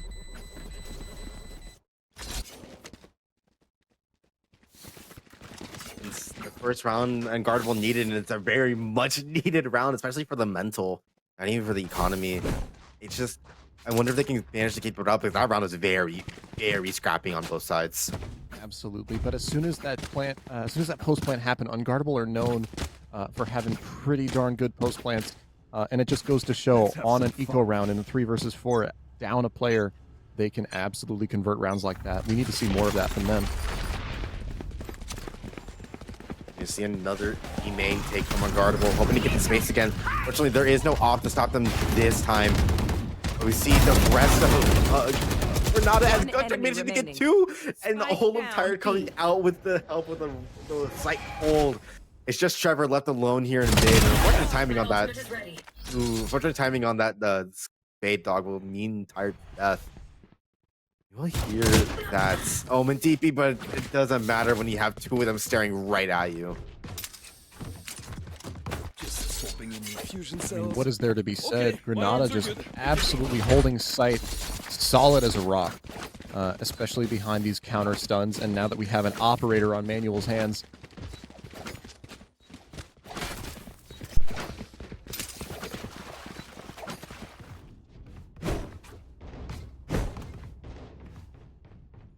Granada seems to have absolutely done their homework. Definitely. Seems like this Ovid is fucking screwing them over so many times. You see the Unguardable do try to switch it up here. Go for this mid take eco. Huh? Excuse me? What? Olum getting shutting down the entire mid to push by Yancing with a singular bullet. My Vandal doesn't do that. For real, as the rest of Unguardable trying to take this mid space, but just getting shut down by a combination of Olum and Tired. Managing to pick up a singular kill. But it doesn't matter. Vandal's so far away. That's not something we can secure with any level of confidence here, but Manuel misses the op shot. He's human. Or, excuse me, they're human. Human once again. You'll see Trevor getting an incredible timing onto Guk. Already out on site. They will be able to hear them. Fortunately, Gukshot just completely whiffs, leaving them into what it used to be an unwinnable round in a 3v2 retake for Granada. The plant goes down Unguardable. Looking to convert this round here. Olum is going to spot KP. Does get blinded though. The alarm! The Boombot's going to get a kill and clear sight! Granada have just won first round. What? Oh my. That is one of those rounds that will never get replicated ever again. I don't see that happening at all, ever again. That will never be able to happen ever again. The Viper pick going down because of the Boombot. Olum getting blinded and immediately having to retreat to remain. Like, what is that round? I'll tell you what, the chaos is happening, and it's happening in Granada's favor right now. That Boombot just has me in awe right now. Yeah, if to give Unguardable any solace, they are hitting into the site, the slightly weaker site here. It might not matter if this.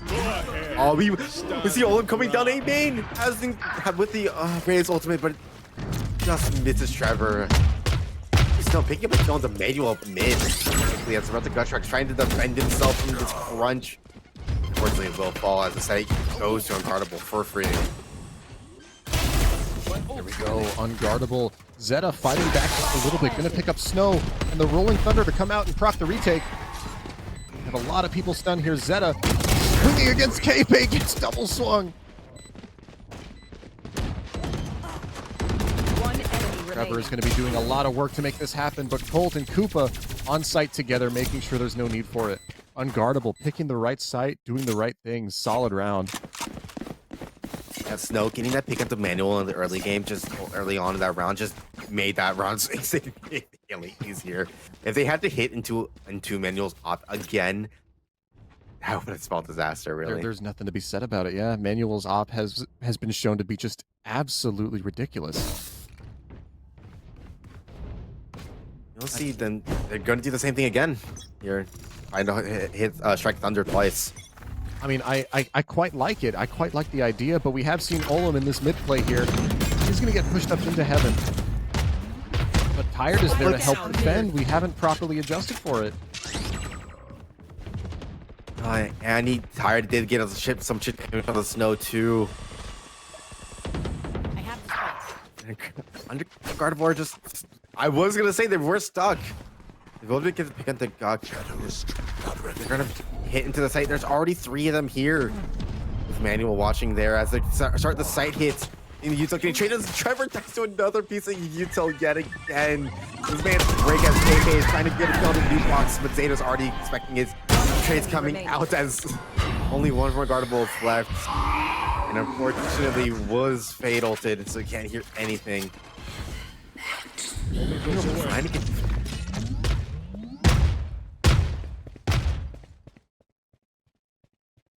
Trying to make the best out of the bad rounds, but it doesn't matter when you're picking right into 2. This Granada is so dominant on this round. So comfortable on this defense half. It's absolutely insane. Maybe this is what we didn't get to see on Friday. Granada just able to hold so well.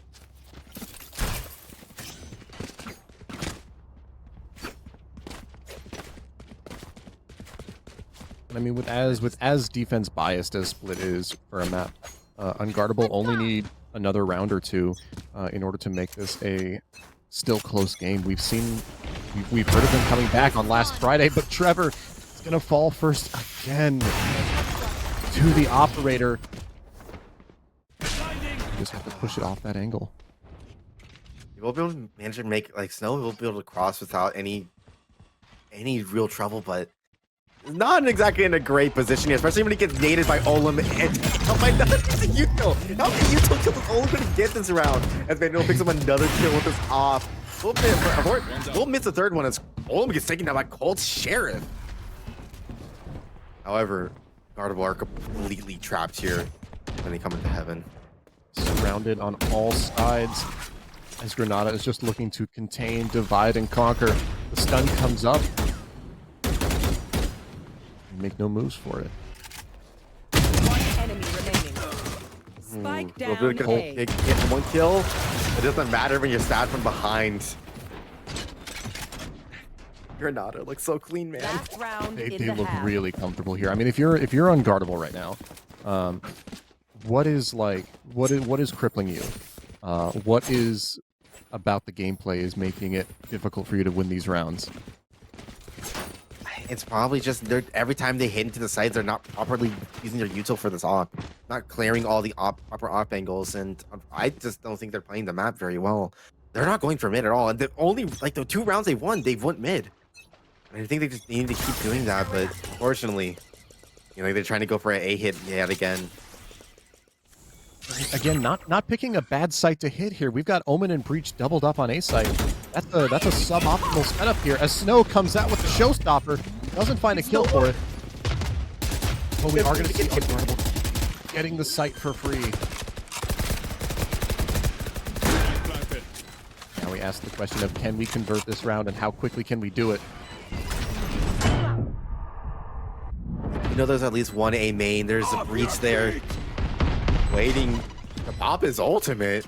Rolling Thunder comes out. The operator, lurking operator from Manual is going to kill Koopa. And we're going to see the kills come out on site. As soon as that happens, Olam grabbing a quick showstopper just for good measure, but Gut Truck is there to finish out the last kill. And Granada are going to find themselves up 10-2 at the half. Honestly, it just feels like Unguardable aren't exactly like sure what they need to be doing on these post plans. Sorry, just feels like they're always like there's something always out of place, and they just get into the proper positions. Let's hope that it's not the case here for the retakes on their defense. I mean, it's in the name, unguardable. I want to see exactly what they have to show here on their defense side. Absolutely, with their double controller composition and these two initiators that are so good at crowd control. For those of you that are just joining or unaware, what you actually should be thinking here: the defending team is unguardable, attacking team is Granada. Yeah. Overlay got swapped because of shenanigans that happened pre the game. Regardless of that, you'll see Emmanuel hoping to fight, looking to fight the space. Unfortunately, will get blinded. Almost got away. The Cold managing to pick up the kill. Trevor's stuck here in vent, not in a good position. Unfortunately, Tire's not looking the right way. And that Molly's not getting the right direction at all. He would pick up a kill to Tire as the rest of Granada coming into this heaven space. A bit too separated though.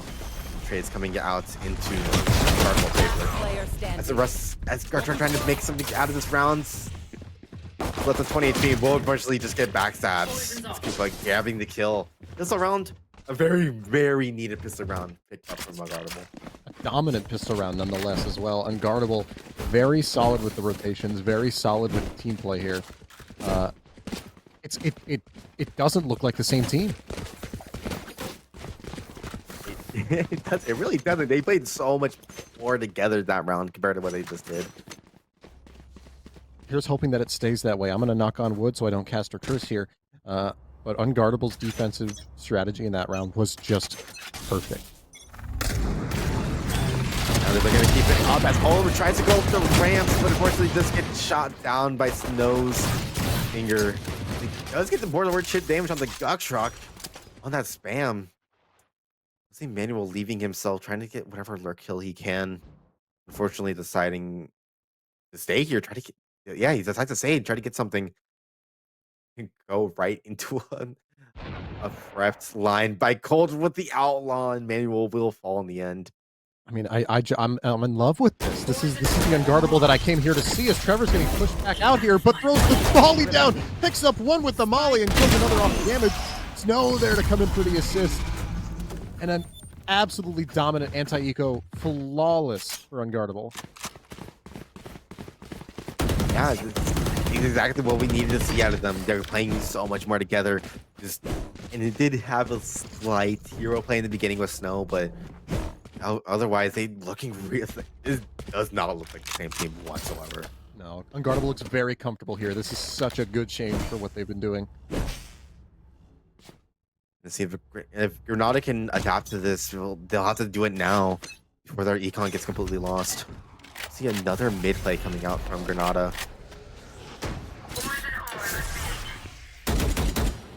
Mid aggression comes out, and how is Unguardable going to respond? With nothing but patience, I quite like this. As you were saying, with patience, they're going out using that youth to clear them out. As the rest of Granada, unfortunately, just outshoot them in every avenue. We'll see them use that dog, trying to clear out that heaven space. They retreat, and looks like they're going to try to go for another B re-hits through main this time. KP getting aggressive, trying to get whatever picks they can. Unfortunately, they are already down 2.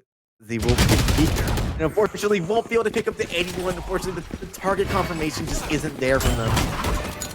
As we will see, both Unguardable members are already here on the site, but not much they can do in a 2v5 situation like this.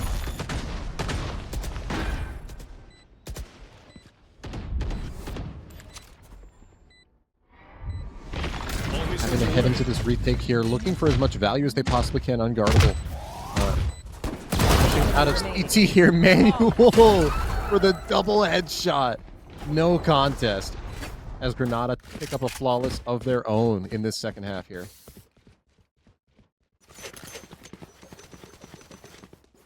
It's absolutely insane gameplay that we're watching here.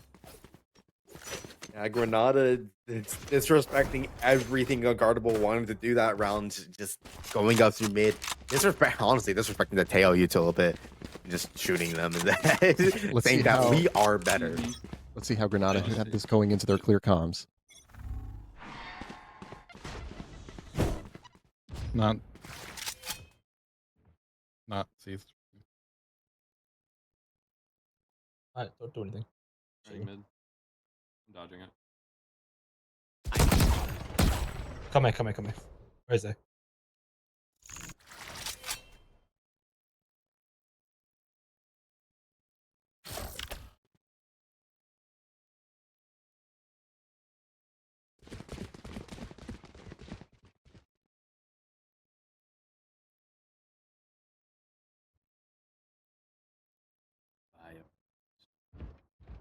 Heaven. Oh, could be close. I hear a flashback.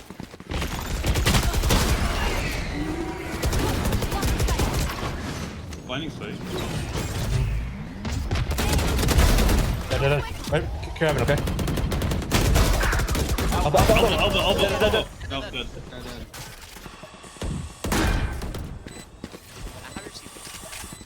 Carry flank, okay? Safe. Is it Roomba? Nope, I just used it. I have dog. Dog got both of them. Both heaven. Last player standing. Nice. I'm holding ramp. Shame me, dog. Toxins going up. Nice big. Shit. Good shit, guys. Oh, I thought the run was like right here. Because the vision of. What an interesting clear comms round that was. Dude, I don't know what's happening. Did chat not get any comms at all? Because there was comms. There was like I was mostly tired, really tired and like Golem, but there were comms. I mean, Terry is assuring us that clear comms round worked perfectly. Granada are just not very communicative in that round, or at least at the first half of that round. Another match point. They're looking to just immediately hit this beast, like disrespecting anything that Unguardable might have done. Unfortunately, the Olem's death has tired will be able to get this trade, and that is the entire B site for Granada already. As the rest of Unguardable looking to do like a crunch here from the flank. It might already be too late. As we head into this, Granada aware of the possible flank. Duck is going to fall down to the flank. Zeta trying to hold on as much as possible. Tired there to shoot back just a little bit, grabbing KP for it. I didn't kill him? Not anything with the showstopper, unfortunately. Last player standing. Colt there for the 4K. Absolutely insane performance from Colt for that round, pulling it up for Unguardable. The game is not over yet, and Unguardable is here to prove it. Yeah, they want to bring it back. I will give a reminder to people. Last time Unguardable and Granada played split, it was 12-5 before Unguardable brought it back to a 13-11. So this game is not even close to being over. We have a potential repeat of what we saw, or at least what was seen on Friday. And that would be a story that I would read every day. It seems like Granada are going to do the exact same thing, just disrespecting Unguardable and just hitting this B site. And this time, Ola won't disrespect Trevor, and we'll go a proper routing. So Unguardable pushing into CT. Into KP's loving arms. Are we going to see anything happen here? Palpable duck truck ready for the flank. Picks up Colt and Koopa. KP though, there to shoot back herself, but Manuel's pushed up just as well. Bladestorm's going to come out, and Trevor once again from the heavens is going to take out another player just tired. Zeta fighting back as much as possible. The spray down's not going to happen though. Snow's going to pick up the kill, and Manuel. Player standing. Manuel falls, leaving Guck in a 1 versus 2. Putting down the Viper's Pit just to guarantee this round here. Guck Truck is going to save.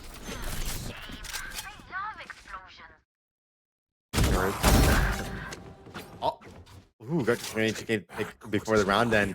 But this is exactly what we were talking about earlier. Granada struggling to finish out these games. They only need the 1 point, and it might be getting to their heads if they only just need that one. And it is the moments of disrespect that Granada provides to Unguardable that they're capitalizing on. Trevor now getting 2 kills from above immediately after the bomb plant goes down. The overheats happening are just a hair too much for Granada to manage on their own. Disney's going to come out, and we're going to see another B execute here, this time with Duck Truck putting from the shadows onto top vents.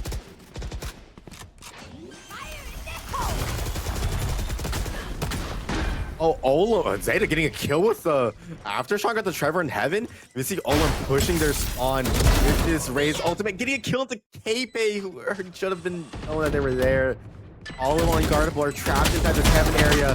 Well, managing to get into stairs, but doesn't matter with Ola and Manu are ready for them. It's just Koopa left alone as they're getting aggressive. Looking to end this game as Granada win the second map. I'll tell you what, all things considered, what a dominant performance from Granada on Split there. They are not here to play around. They are not there to disrespect Unguardable. They simply just play that round as aggressively as they could. Inspiring stuff. Yeah, just showing that even in coordinated play, disrespecting your opponents might just be the play sometimes. Just straight up saying, we are better and we will win this round, and just hitting them. It's won them so many rounds that game that it proves itself, certainly. It's going to be such an intense fight that we're going to see on Haven next, I believe, right? Yes, it is Haven next. Another 3-site map. I can't wait to see it. Let's head to a break real quick, and when we get back, we're going to be watching Haven.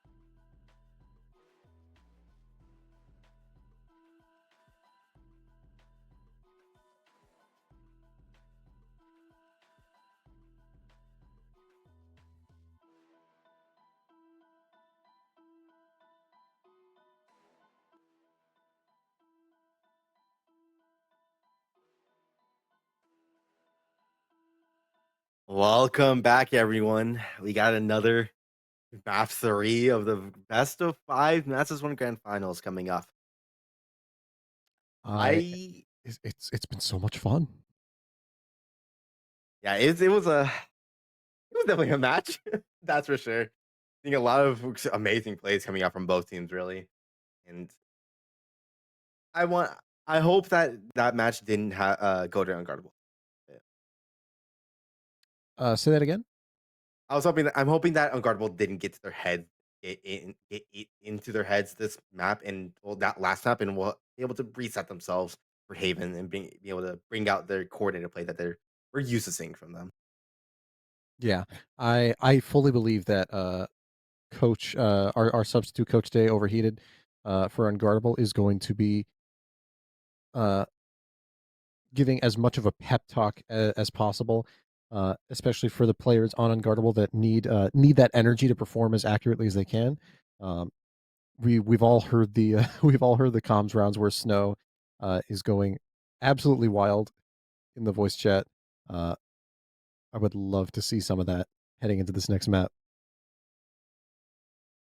Yeah, and definitely I am a bit apprehensive of coming into Haven. I know it is Unguardable to pick, and I believe they played a decent amount, but with how Granada have been playing, they just been honestly, they just been shooting a lot.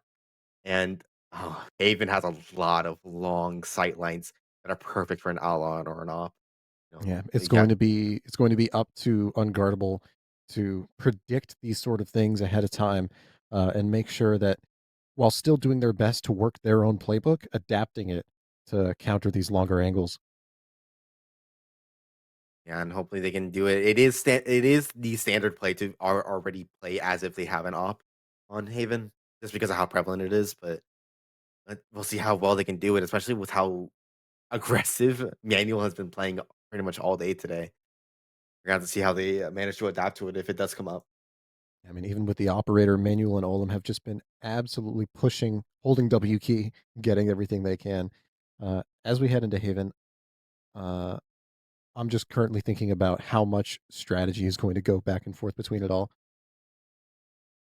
Yeah, this is a map where if you don't get like control, do proper map control, a round can very quickly fall out of your fingers.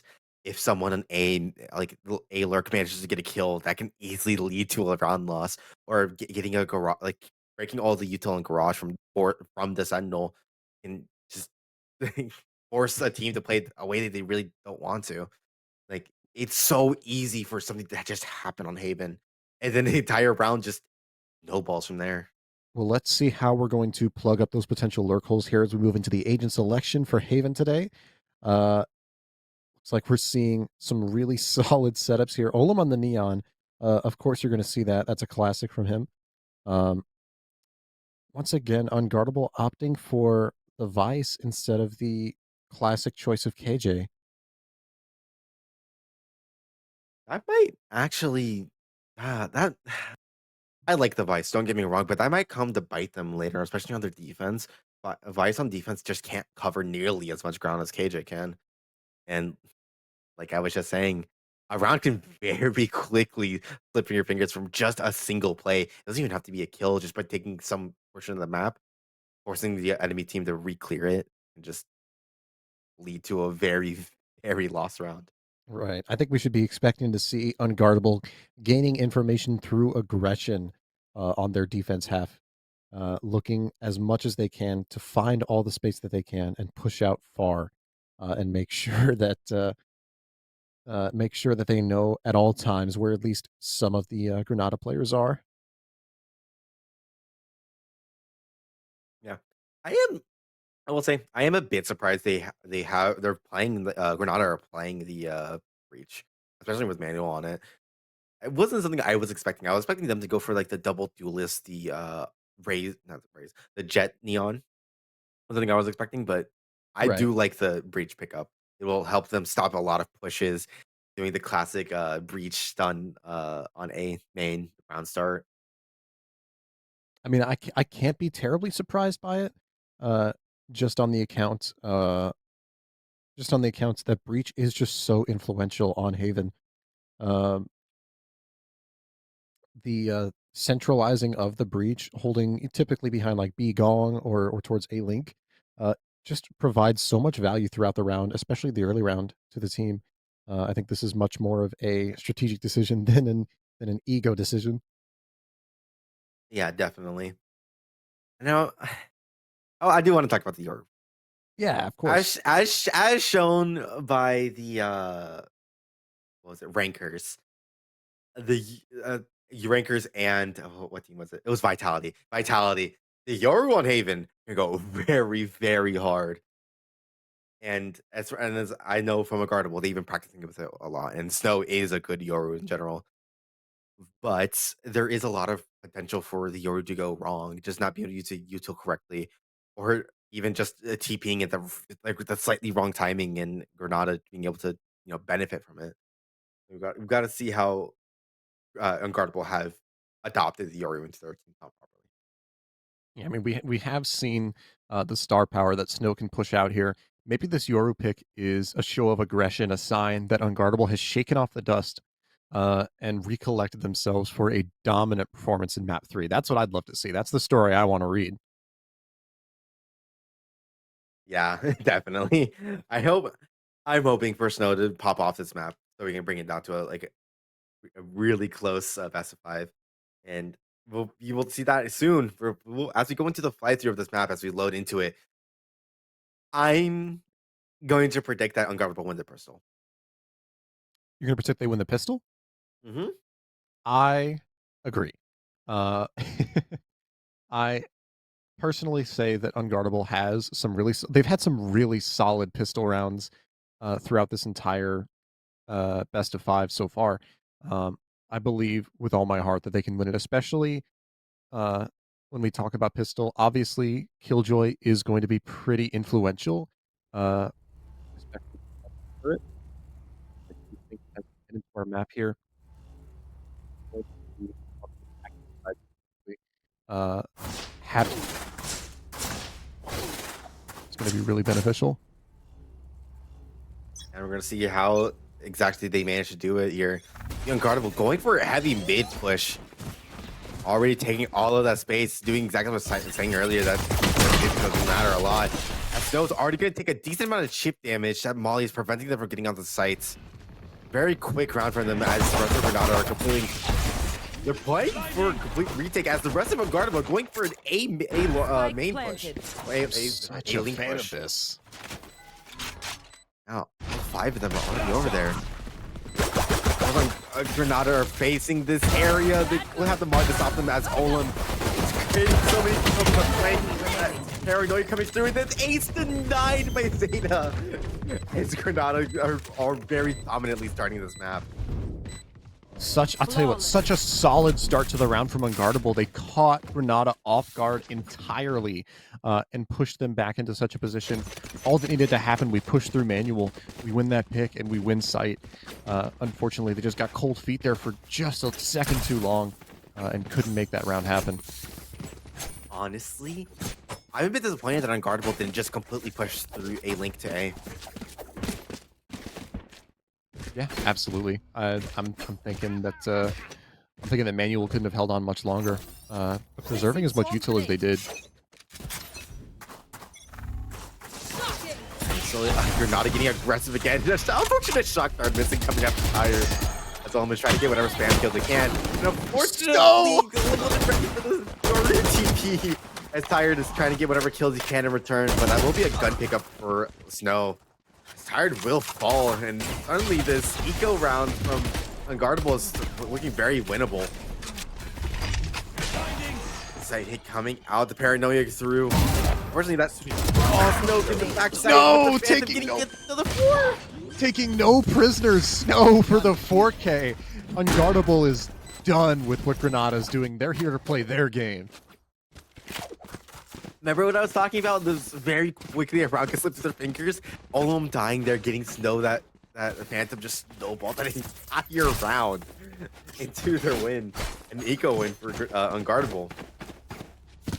I'm so impressed and amazed by what I just saw.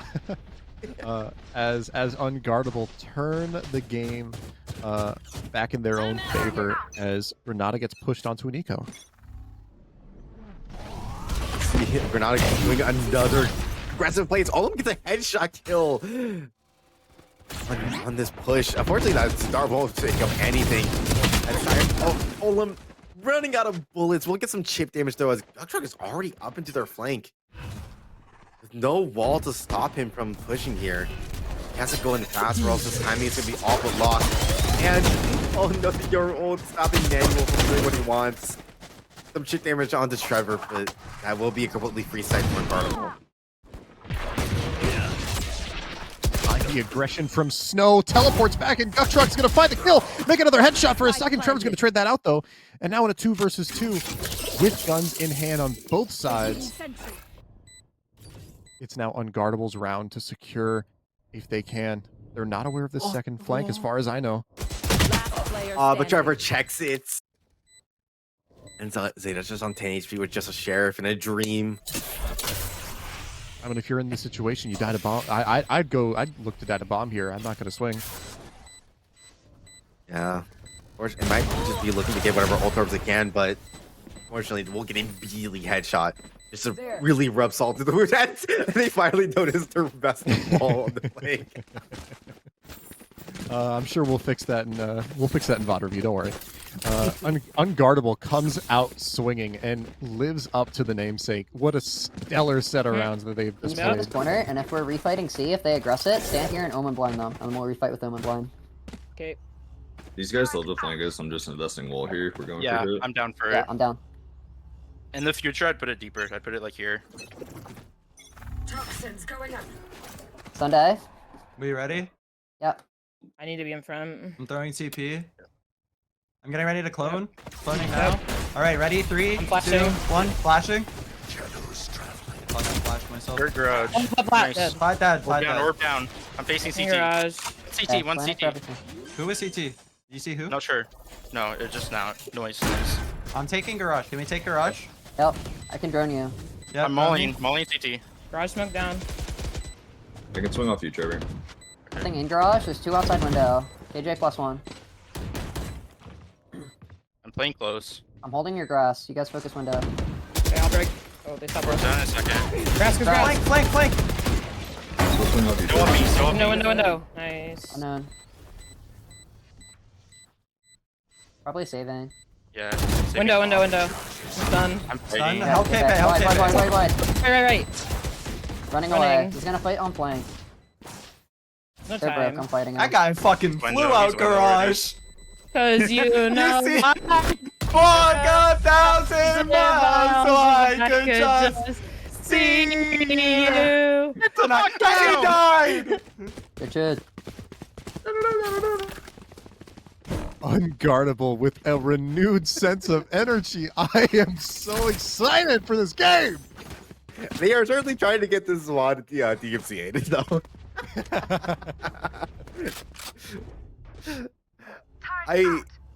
Cole single-handedly saving that round with the wall big headshot. Oh, what an amazing shot. And then immediately flipping around to shoot Zeta in the head. As we get into round 5 here, Unguardable up 3-1. You see some aggression coming out of Granada as they tried to defend against Unguardable's onslaught, but unfortunately they stacked the wrong side. Unguardable's going to get out C-Site for free once again. Ooh, the Neon ult coming out. So much potential for danger here. So the rest of Unguardable turning around, trying to fight this Neon, the Omen. And no one's... How is all of that? There we go. Completely shut down as Manual attempting to re-clear side as much as possible. Tired there to help out as well. 4 versus 2. Unguardable is into a double stack fight. Tired grabs one on the way out, and Koopa's there to pick up the 2K. How does Olin live that long? There was like 4 that people looking at it for so long.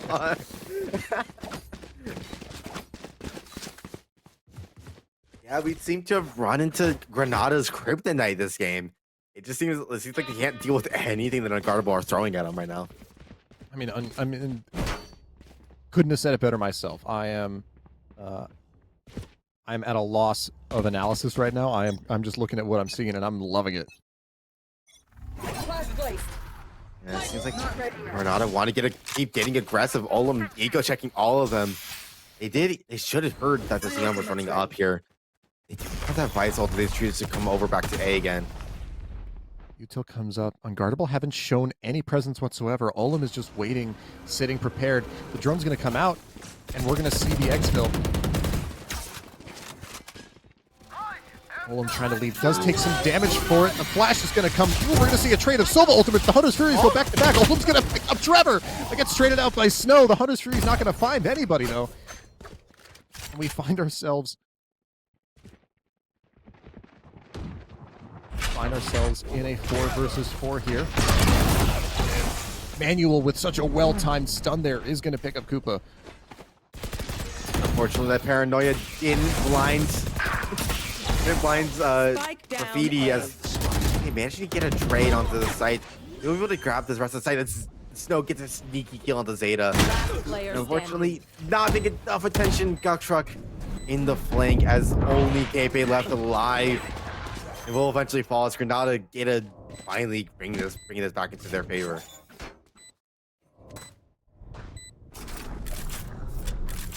Granada still have some ground to make back up. Unguardable up 4 versus 2.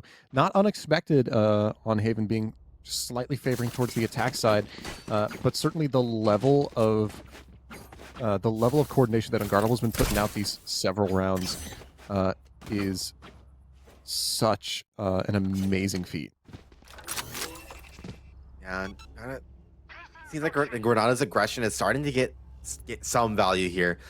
It seems like Unguardable are just waiting for it almost every single time. And I might eat my words here. It seems like Unguardable looking to get a really fast A push here, ignoring all of whatever has been happening there. Yeah, we'll have to break that turn. Next? Are going to see the dimensional drift here from Snow, clearing out all of C site entirely, top to bottom. Granada are just not aware of what's going on. Not going to trick him in rotates though. And the Visol clearing out all of A side, forcing them off as they will be able to get into this plant completely uncontested. You will see the Breachel coming out, clearing it, like forcing them to clear outside. Fire jumps out, gets through as the rest of the team are coming out. What a great flood to stop the plant from happening. Snow trying to get aggressive here, cover his teammate, but he's gonna get shot from behind by Tired. And Tired picks up another 2 kills with Justice Classic. If you're not a good beautiful retake coming out from Granada there. Absolutely. Not even giving enough time to plant the bomb. The Rolling Thunder comes in immediately from Manuel. Very well disciplined, very well set up retake. I have to wonder, Unguardable had the Your Ultimate fully clear out the C side. I'm wondering why that wasn't their redirection. Yeah, it seems a bit of a misplay. It seems like they wanted, like, hoping that the Visol would stall them for long enough that they were able to get off the site for long enough that it didn't really matter here. You see Unguardable going for a heavy default player. Trevor does get pinged by the... How did he get pinged by that dart? Whatever. Quite like the aggressive defaults though. Guktruk waiting for this side execute happening. We're aware of the Yoru clone though. Imagine if that were Snow's fake clone and Manuel checks it just to be safe. This is gonna sound crazy. I didn't actually know clone proc Clone procs. I think clone procs everything. Everything, yeah. I just never thought about it because I've never seen anyone use it for alarm bot. It's always like cypher shit for the Vice Wall. My personal favorite is cloning and shooting it with a Sova dart and running it into the site. Oh my god, yeah. We will be Unguardable getting into this A space. We'll be able to take all of main and short for free, but Granada are already here, prepared for this retake as Snow will fall immediately. We'll be able to get it off the flash at the start, but it just doesn't matter as so many people come. Oh, Granada are already on the site. Tired getting 2 with the help of Olum's stun. Maybe even out the numbers from Unguardable, but it just doesn't matter. 3K to end out the round. A great hold coming up from Granada yet again. Evening up the scoreline 4-4. Unguardable missing a couple of steps on this on their information gathering stage. Want to see what sort of counter adjustment they have here. Granada, we know, are strong in the early game. If this is their strength, I'd love to see what happens if they can push through and maintain the mentality that they have right now these past 3 rounds. Yeah, and it seems like Unguardable are looking to switch things up yet again and go for the C push and just try to give up A, recognizing that their A hold is way too strong as it is. We'll clear out all of this space, and we'll break the one of the alarm volleys there on C. Hopefully we get the site totally uncontested as the Granada are played for full retake. Oh, that may be a mistake here, playing the full retake as we're going to get the Viper's Pit down on site. Let's see if we can make sure we don't lose any picks. Protect that Viper at all costs. Yeah, but Tired does have his Sova ultimate. We'll be able to ping one. Not exactly the one that needed to ping there.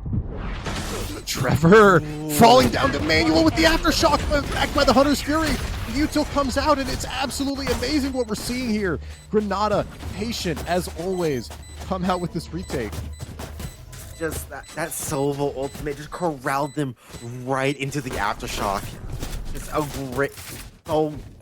great Util combinations coming out. And even if they did nothing with that aftershock or the ultimate, they had the KJ ultimate come out too, forcing Viper out of the pit.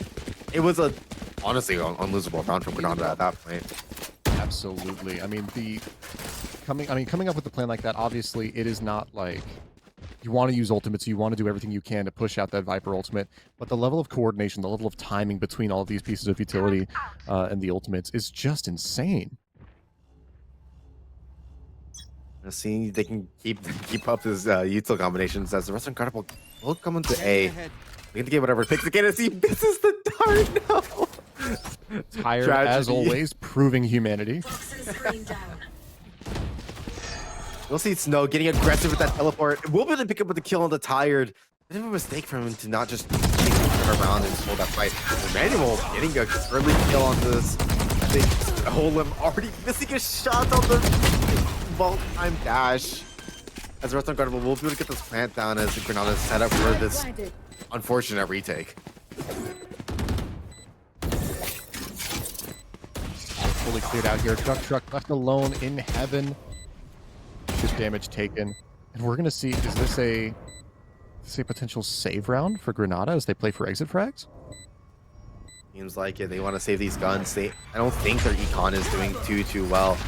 As Trevor's getting aggressive here, playing great with this wall, and we'll be able to pick up 2 of them. Truck's trying to pick out whatever util he can, make just as expensive as they can. Yeah, I mean, like you talk about Trevor, always the Viper one trick. What an amazing wall to play around. Unguardable, not wavering whatsoever. At all. Not letting those 4 in a row rounds run by Granada get to them at all. Still playing really well and exploiting those, again, like I said earlier, those small mistakes from Granada and just putting the round off of them. Snow heading up in here 10 and 9 heading into round 11. I mean, I'm watching this match. I'm seeing it as Unguardable's match to win. And it seems that they're going to try to keep it up as we'll be able to get this ultra work contested as the rest of the Unguardable looking to replicate what they did in the pistol round. Be able to get onto the for a fast mid push as they do completely bait out the Reach ultimate. It doesn't matter when one of them falls like that as Zeta pushes out Garage, proving that Fair Garage is a great play. Will unfortunately die to Colt. Looking like it's a 3v3 here as Trevor something to A gets a great kill. They don't know where Manuel is. He might be able to grab a great timing here on the Gugtruck. What an amazing way of working the map here. Manuel's going to accidentally swing into K-Pay here, not aware of the Omen ultimate that happened not 30 seconds ago. Last round. Absolutely dominant round by Unguardable. Dipping into their playbook there. And it's great map control coming up from Unguardable, especially from Trevor, recognizing that he needs to hurry up and get that lurk going. The rest of Granada are too busy to defend B site.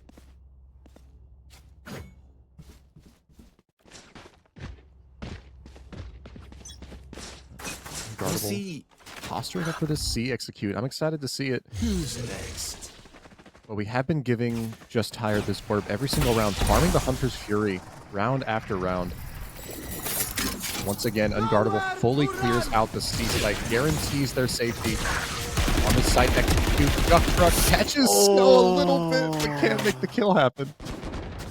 With it quickly in the flank, trying to get a kill as he will be able to get the kill on the Snow, which will give him the last ultimate for this ultimate.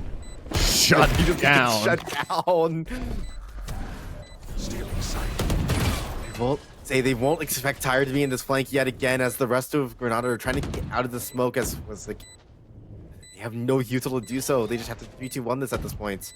Well, Tired had gotten a kill not too long ago on the flank, so maybe we'll see some counterplay here. Koopa certainly aware enough that the flank is possible, but the double switch from CT comes out. But Colt's there for the spray down, making that a 3K. And there it is, Tired coming out, turning this into a 1 versus 1. Colt with the jiggle for the headshot. A 4K for Colt to close out the half. Unguardable up 7-5.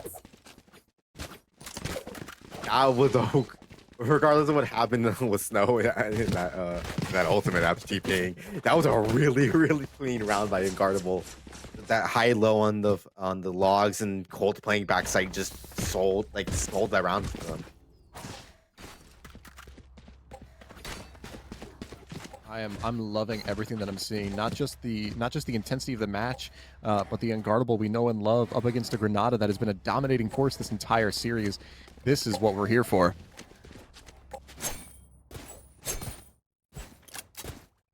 This is off topic, but I gotta show this skip I just found. Okay, let's take a look at it. I was looking for check him PC. I was looking at the check him PC skip, and I found that. Anyways, you see Granada doing a quick B exec all the way up to A. Taking a page out of Unguardable's playbook. Almost in heaven. There's no way this is expected. Never mind. Colt is holding for it. Yeah, but Olam, what is he doing?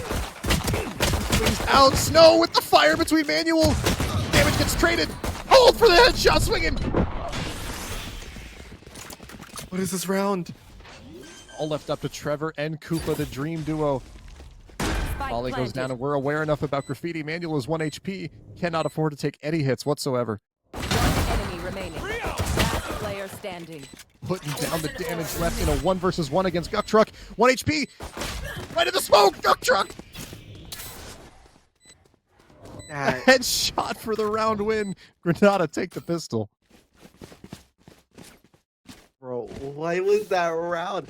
There was no one on B to hold at all for Olam and Zeta just to push up into A-Link. Olam is just dashing out of the heaven like a madman. Oh my. That right there is the peak Granada play, really. And we love to see it. Trevor with these ever intricate lineups for the Viper wall. Standing ahead. Some typical, really typical Silva shenanigans coming on to A. Both teams using their dart to try to clear out the space, but only really Unguardable is getting any value. We'll see the alarm bot coming through to try to hold the flank better. A lot of early rotations. Unguardable seem quite sure that A is getting pressured right now, and they're absolutely right. They're gonna find Snow, who's just teabagging, having a great time. Teleports out, draws out the util, and gives up A long. Yeah, but I think it's been a mistake from GRAN. They're about to hit into a stacked site. Unfortunately, we'll only get some chip damage as you see the rest of Unguardable are already here. Already taking out 2 kills as Koopa and Snow managed to hold the rest of the sites. It's just Tired and Zeta by themselves. Tired is trying to get lucky, and unfortunately misclicks the ADS. ADS from Tired. What an absolute tragedy. Now Unguardable are the ones hitting these eco rounds and putting Granada on their back foot. Yeah, a hard agreement with what you were talking earlier. Very clear that Unguardable were stacking up towards the A site. The choice to push through and make that hit, everything Unguardable needed. Yeah, and it's like I said earlier, those very small mistakes, choosing not to leave A after being Snow there up that early is just all disaster. As again, Snow getting aggressive, able to get onto that position and just TP away, doing typical Yoru shenanigans really at this point. We'll see the rest of Unguardable just getting into position to play for complete retake here. They won't have any bias flashes, but they will have the Yori flash up. And the TP coming into backside as Olem is looking to try to get aggressive with this Bucky. And unfortunately shoots unfortunately. Hey, doesn't get killed there? Unguardable made aware of the Bucky. The damage gets spread. Gustrock's getting spammed through this box. They're aware. Takes a headshot. But KP's there to pick up the kill. Just tired with the classic post-plant shock dart. This is the one we know and love back in the old days. He does get one for it, but the bomb's going to get defused anyway, and Unguardable are going to find themselves up 9-6. Enemies. The shock dart miss. Eyes up. Shock dart did in fact miss, so that shock dart is set for a plant that is only for heaven. It's not set for the one that is riding like on the that's right, on the short side of the. I was thinking when he was lining it up that I think it's going to go for too far. As we head into your comms. Starts over here and also. We just empty. I can. Okay. There could be vice wall here. I don't know where it was.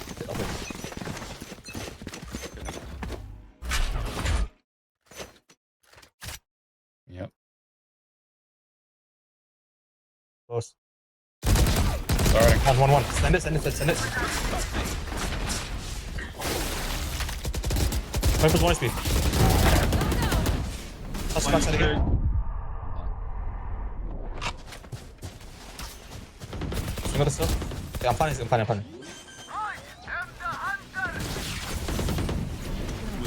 Kill flood. 1 CT, that's a CT. Wait. One enemy remaining. 80 last. Spike planted. What's garage? I'm doubling with Gok. Nice.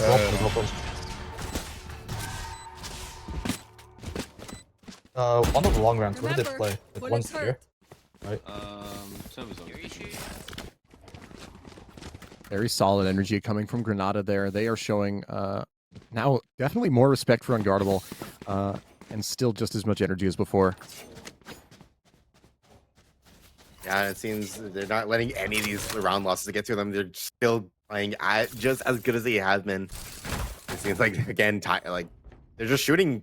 They're shooting them in the heads. It doesn't seem like they're doing anything complicated here.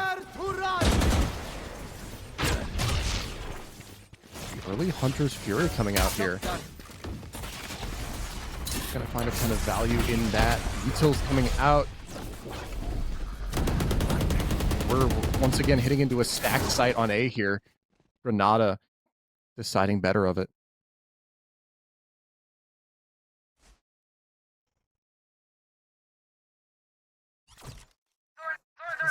Granada completely cutting noise, and Unguardable are falling for the baits so well. They already have 4 members already rotated over. We'll see KP second guess the decision and start walking over, but with that start coming out, Unguardable making their way towards it. But it's a bit too late as Colt is already on the site by themselves and will eventually fall. KP looking to try to get aggressive here, but unfortunately will take some chip damage and force a retreat. That's Unguardable set up for a retake. And the bomb is just going to get planted 5-6 times now. Now that it's finally gone down in a 5 versus 4 situation. Never mind, Trevor equalizes it. Manuel's there to push out even further with the ultimate. And that's going to be everything Granada need to guarantee this round for themselves as we have Snow versus 4. Yeah, this is a really, really bad situation to try to even start the retake through. They have to hold so many crossfires in the gating turn as, yeah, I was about to say the smart decision was just to be to save the gun here. Yeah, not disagreeing with that decision at all. And all I'm just hunting it down with that fast lane push. That's the benefit that you find with Neon on Haven. Oh my goodness. Isn't fast lane the wall? Whatever it is, I don't know. High gear, I think, actually. Excuse me. Yeah, I think it's high gear. As we head into this timeout. Hello. Hey. When you say you want to talk, you mean like you want me to talk? Yeah, I just want us to discuss. That's all. Yeah, no, I'm completely fine. If we expect them to like be rotating off, like if we're using the drone, we should like maybe send one after, try to like refight for the space. Okay. But they're not going to do that again.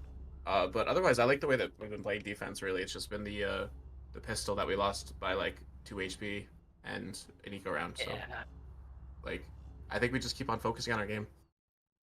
Okay. I have your ult.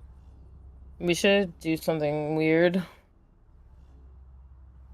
Like all of us walk out somewhere. You want to do the or- mid fight with the wall? Fight the mid. Yeah. Yay! Watch out. This cage is putting a turret up and dipping, so. Yeah. If they just like fast pivot somewhere, we should like 4-man flank and one person goes late back through our area. Okay.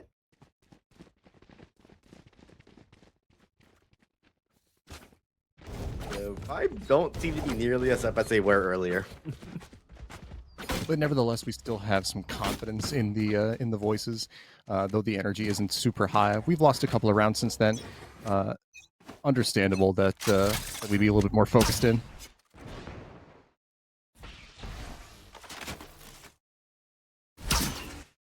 See Granada looking to change it up a bit, looking to do the fast C hits. The rest of Unguardable are looking to take all this mid space. Might see Zeta be in some danger here though. If they decide to try to fight them. Yeah, we are just on. We'll be able to get 2, but not expecting the rest of them to just do a crunch here. As Unguardable are again set up for another retake. Struck holding the angle, doesn't hit the headshot. Vice Flash gets shot, and we're seeing Snowbird, the dimensional drift here, pushes into Koopa and gets the pick on Tired, or Tired gets the pick, excuse me. And we're gonna see Granada evening up the score once again, 9-9. I gotta say, that was a bit of a wasted Yoru ult. If we believe there's even the slightest chance at a win, we gotta take it, right?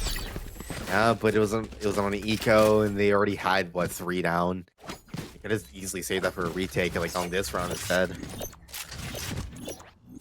Very well, maybe. I mean, let's see if we can find an opportunity for the Your Ultimate to happen in this next coming round here.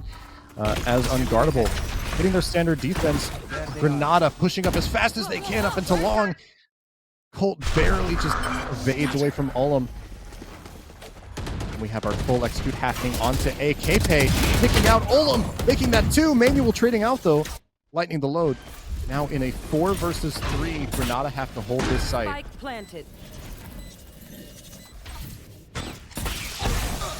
You'll see Cole taking some chip damage from the shock darts as we see 2 members on Unguardable pushing this flank and Zeta quietly watching for it, but unfortunately that KJ ult would mean nothing when it gets broken like that.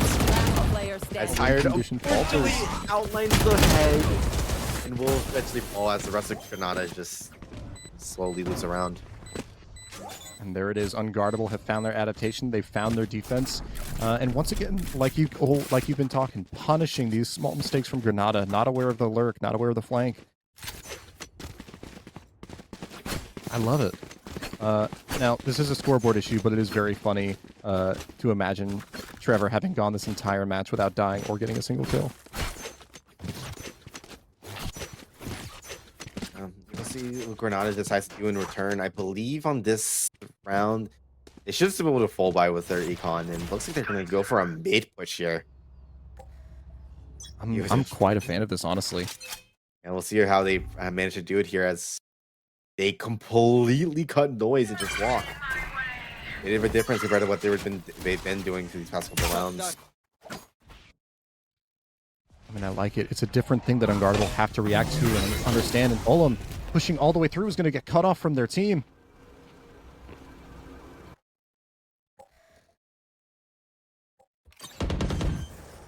We are going to see this plant go down on the B site. And Unguardable deciding to top whatever flank they had. You'll see the Vital coming out. I believe it's only going to catch one of them.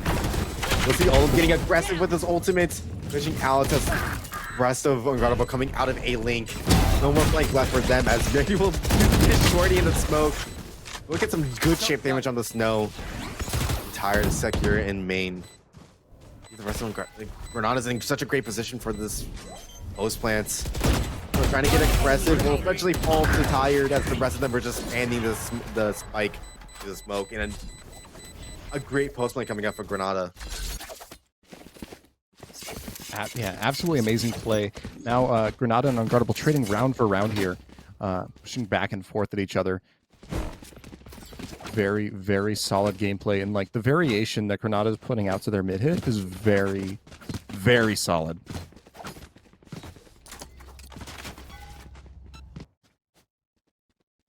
And it seems like I would like to see Unguardable adapt to this again. It seems like they're gonna adapt in, unfortunately, the wrong way. They're gonna stack towards this A side as the rest of Granada are looking towards C. Yet again, just another poor luck of the draw for Unguardable as Granada get a free T site here.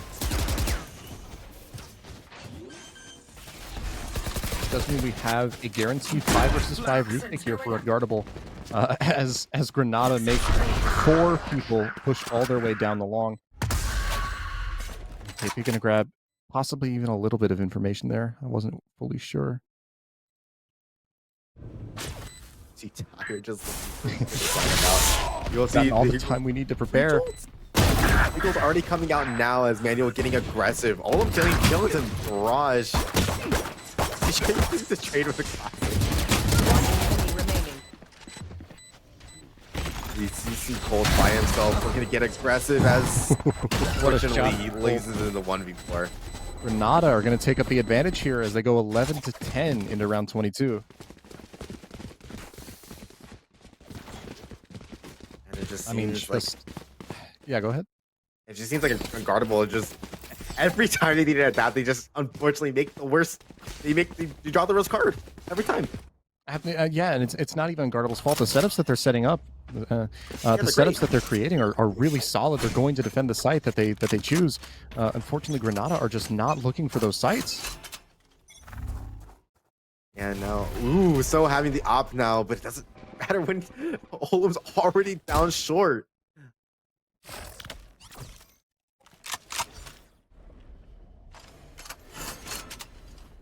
Granada again taking their time here. Snow pull up that scope and find Zeta. Absolutely.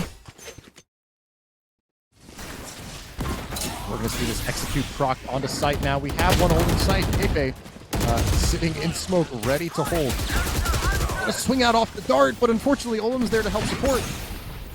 We got the Hunter's Fury coming in from Cold. Not going to find any kills, but the Yoru ultimate, the Dimensional Drift, gets shut down by Manuel and just tired picking up Koopa. Now in a 4 versus 2, Unguardable are the ones having to defend here, or having to pull this round back up. Or risk going to match point. And we're seeing that Viper's Molly coming out. It's going to land right for Graffiti, and Colt's going to pick up the kill because of it. Swinging out, gets traded by Olim, who swings in again, or who slides in again, picks up the 3K, and Granada once again put Unguardable on match point. Yes, I did just say that.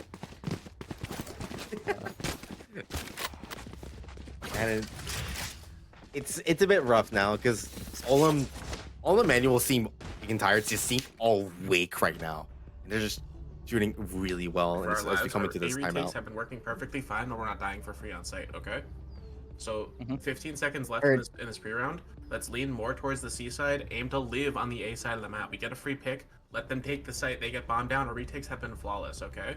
When we're not dying for free on site because they spam that orb every single time, they get backside on you when you play in the orb, they swarm you. Don't do it. Let them have that space, let them plant, retake.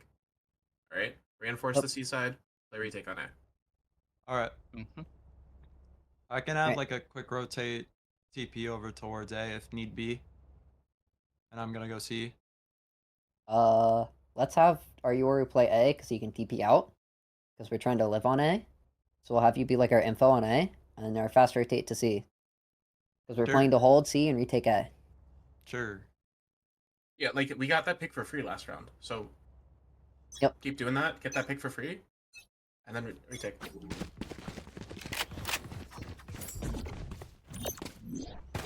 I won't lie, I didn't like that timeout. I mean, I like it in the sense that we are picking and committing to a plan. Unguardable is recentering their focus. Yeah, but it just didn't seem like the vibes were there. They needed some kind of war cry, someone to just be that vibes merchant, really, and it's just not there. You'll see Granada already starting their CXX, having that drone push up. I don't see anyone. As the whole is just pushing out of the backside, already getting a kill off the aftershock. Online. Manuel shutting down Koopa. remaining. no, Olam is just killing through all of them. Oh, managing to shut down the monster on the Neon, but just one man versus the warrior. He's gonna chip Manual down to extremely low HP though. Doesn't get the kill for it, unfortunately. At a 13-10, Granada are going to clean sweep.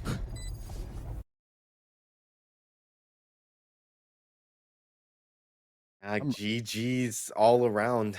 Absolutely. That was a great set. And I think unfortunately it wasn't a 3-2. A 3-2 would have been hype for the first best of 5 in Underpeel. But I think this is a very close second. I mean, you know me, I love map 5s.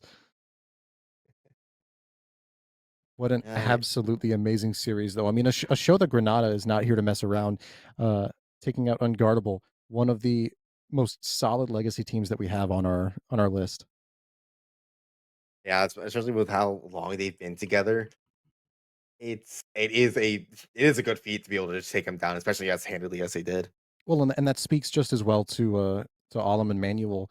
Not only their individual ability as players, we saw Alum's performance in that last match on Neon, but their ability to coach and help out their fellow teammates and make sure that they're guaranteeing their own proper support and they're guaranteeing their teammates' ability to defend themselves.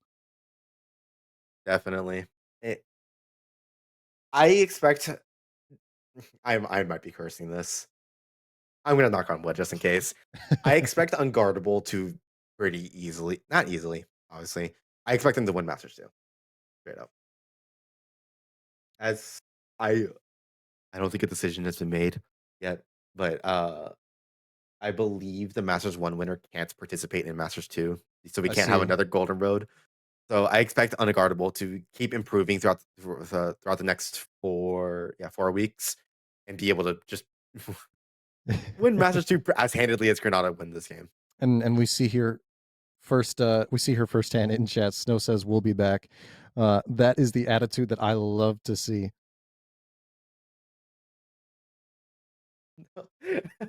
Oh no, what is happening? Golf with friends time? No. It's always golf with friends time. Yes, I lost this grand finals. Let's play golf with friends. Talking back, I mean, to the initial performance that we saw on LOTUS with Unguardable and they had such a stellar, I believe it was their defense half, that they were pushing Granada on the back foot, and how close they started to make that match, winning round after round. And Granada at the end of the day just pushing through for a 3-0 sweep for Masters Grand Final. Yeah, it seems like Unguardable, like that first half was really close. Unguardable knew what they were doing. They had a set plan and they followed through with it and ended up working really well. Right. But it seemed like on splits, Unguardable did manage to start getting their feet back under them, and they just kept getting swept by Granada's game plans and just ability to just shoot them simply. And it just seemed like on Haven, which was Unguardable's pick, it didn't seem like they were on the same page for pretty much everything past round, I can do math, 6. I mean, yeah, sure. It really was the moment that we saw Granada really start hitting their aggressive stride, and their lack of, I mean, sometimes, like you said, sometimes you just got to push in, you got to make that hit happen, and you got to shoot heads, and that's what we saw Granada doing for a great deal of the duration during split. Yeah, and Olam, I can't believe what Olam was doing that last map, honestly. Olam was casting spells and doing magic, I'll tell you what. How was he getting into so many places that he was? This is why I hate Dion. This is why I hate that agent with a burning passion. She can just appear in front of you and just go, whoops, I'm here now. I want to see how Olam would take a look at Waylay. Oh my god. I can't wait for Lele to be legal. Ooh. Yeah, but yeah. I can't wait for Waylay to be legal in Underpeel. I want to see what teams do with her because I feel like Waylay is a weird champ. It's a weird champion character because I feel like they would do really well in this sort of environment, but Waylay was legal. They just suck. That's just rude. Oh, so I'm crazy. Anyways, I hope we're teams picker because I want to see what they can do. Yeah, I would love to see. I would love to see if we can get a soft guarantee that Waylay's going to show up in a stage match. I would love to see that happen. True Underpeel classic. Thing immediately pinging for Q the moment the game's over. Say it with me now. It wouldn't be Underpeel any other way. It really, really wouldn't. And people are finding out about the 150 games. Let's go. Well, and yes, like, yes. Is that Kevin? That is Kevin. It's 150 games. I mean, not an insignificant amount by any means. Like the accuracy of what your rank is going to be after 150 must be worth it. I believe that it is. Yeah, Stormer in Twitch chat. It was a 3-0 sweep by Granada. And we got an interview with who else would it be? It'd be Olam. It has to be. Okay, sir, I gotta ask. How much Adderall did you take before map 3? Okay, yes, but like, bro, you were in their heaven. You just got into so many positions so many times. Just It's just neon. Things. No Olam audio. Let's go. Okay. There we go. All good. Now we've got Olam in. All here. good. Let me be the first to say to you. I mean, apart from surely your teammates, congratulations on your win today. Thank you. You know, we it's light work, no reaction. We didn't drop a single map. All good. I mean, especially heading up against Unguardable, which throughout Underpeel history has been a dominant force. We beat them twice in this tournament. Was there any sort of preparation ahead of apart from what you normally do for this matchup for grand final? No. Fair enough. All right. Sorry, I mean I can't give you any more. No, we literally said it. I Our respect comms, it. Straightforward to the point. Our comms was if they anti-strat us, no amount of anti-strat will stop a bullet to the head. So that's what we did. You get shot, you die. Exactly. I can't argue with that in any way whatsoever. So, I'll say, map 1, map 1's a lot closer than the other ones. And what were your guys' thoughts going into like that what was it? The 5-round loss before you guys were able to bring back your scoreline after I think it was round 6 started it, where you guys lost 5 like 4 or 5 in a row. Before you guys won another round. Hold on, I'm trying to relive the moments in my head. I think we lost to an eco, I believe. Yeah, it was an eco. On A. I don't know. We kind of slowed down a little bit, and then we just needed to get one more round. That's like what we were telling each other, like just one more round and we're good. Because I feel like, especially Lotus, the second half is always where we do God's work, and that's kind of what happened. Second round, we give them the pistol because we take their second round. I mean, it wasn't much. It wasn't much. We were just trying to get the next half with a good scoreline because, I don't know. We don't think our Lotus is too strong. And we were just running a new comp anyways, so we were just like, okay, we ball. Fair enough. You got to love our second half merchants. I know that MVT was definitely one of them. I guess my other main question is on splits. You guys were like your guys' defense was incredible, dominant. We're the Sentinels of Underpeel, brother. Let's hope you don't lose at the champ then. All right, all good. Yeah, like was a lot of your split just sheer preparation going into it, or was a lot of just adapting to what enemies doing? It seemed like you guys had to get that plan. Nah, I think it was just a lot of retake. It just happened that we killed a lot of things on the way. I think our split's probably our best map. So, I mean, it makes sense, you know, raise player, split player, you know, all good. I mean, definitely, you guys look strong on it. The split play was very, very aware, very very coherent. You can follow what's going on even just watching from the outside. It was also, I mean, I think it was mostly reactive, to be honest. We didn't really do much proactively on our defense if you watch. I mean, it is split though. You don't have to be that proactive on the map on defense. Yeah, not just too hold mid. much. We kept that in the back pocket. We didn't need it. Where we're gonna run down A main like a maniac. That was the yeah, that was one of the comms round for that. Yeah.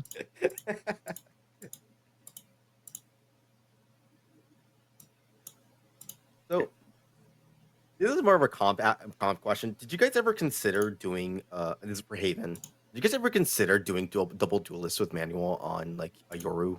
We thought about it. We have not prepped Haven that much. We've experimented with a lot of different comps on Haven, and we just kind of ran what kind of worked for us. We could probably run the double duelist, and we might. I don't know. It's something we still have to try. I would be so excited to see that when that happens. Yeah, I can. Oh, like you and Manuel were going off today. Like, No the amount of prisoners. kills that you guys are getting are ridiculous. I mean, Manuel had 2 aces in the first game, so I know. Just wasn't fair. He's always complaining that he's not getting the highlights because they're always watching me, and I told him I'm dead. It's all you, bro. Hey. You can continue to tell him that we still didn't get the highlights. We got neither of the aces this game. We got neither of the aces, man. Too funny. Watching my dead cam, all good. God, yeah. I wish I had more to ask, but it feels like y'all just said it all in the gameplay. I mean, 3-0. Yeah. Let's do it, you know? All in a day's work. Yeah, I kind of just feel like your guys' play style is the epitome of just you get shot, you die. We're just aura farming out here, bro.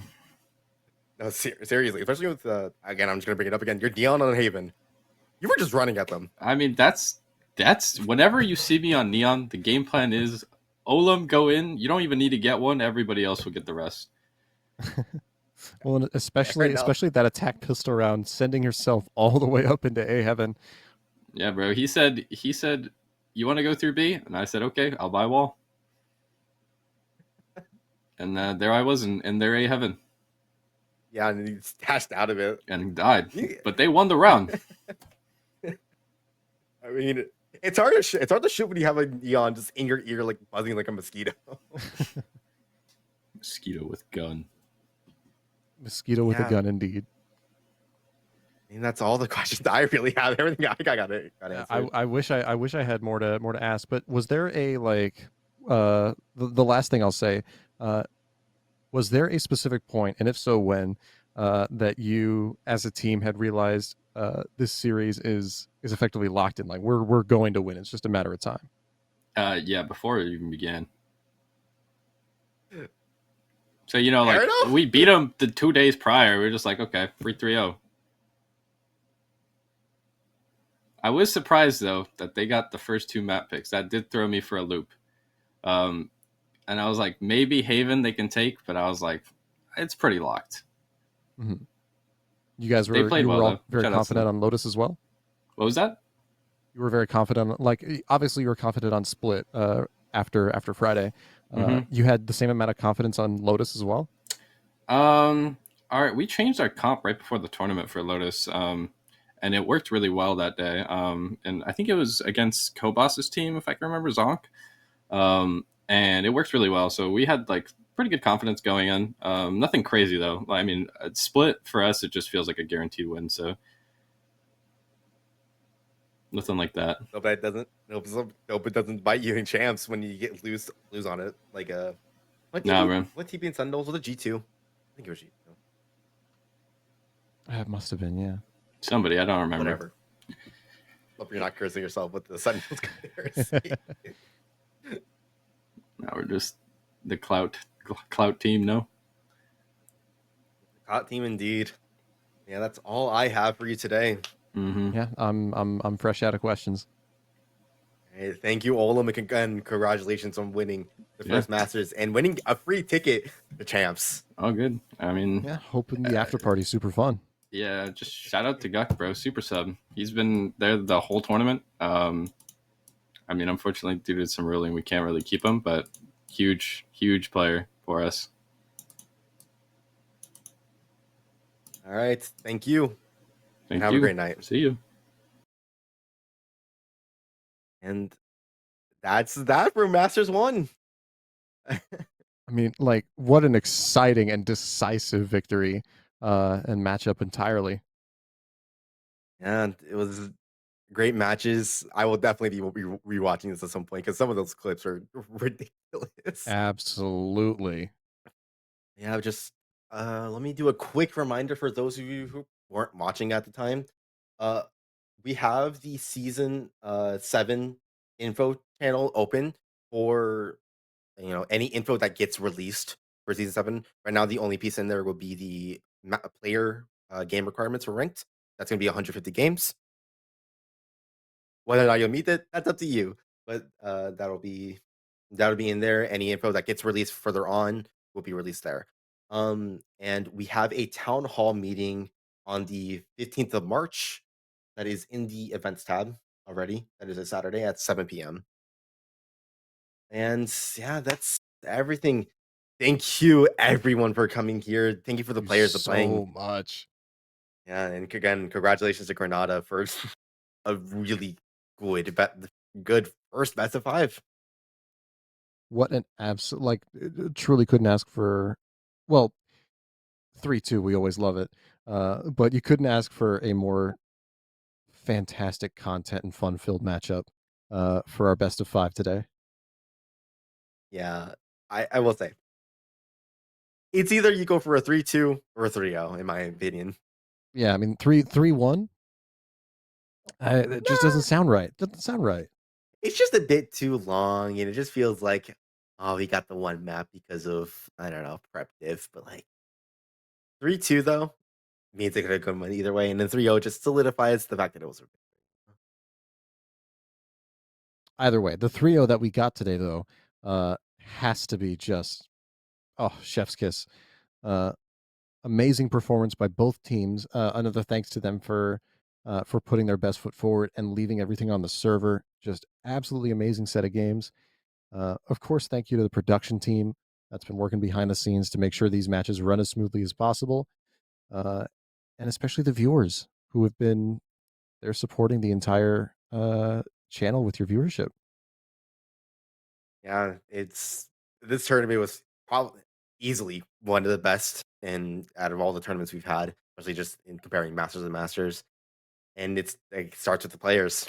These teams have been so good this season and have been really competitive.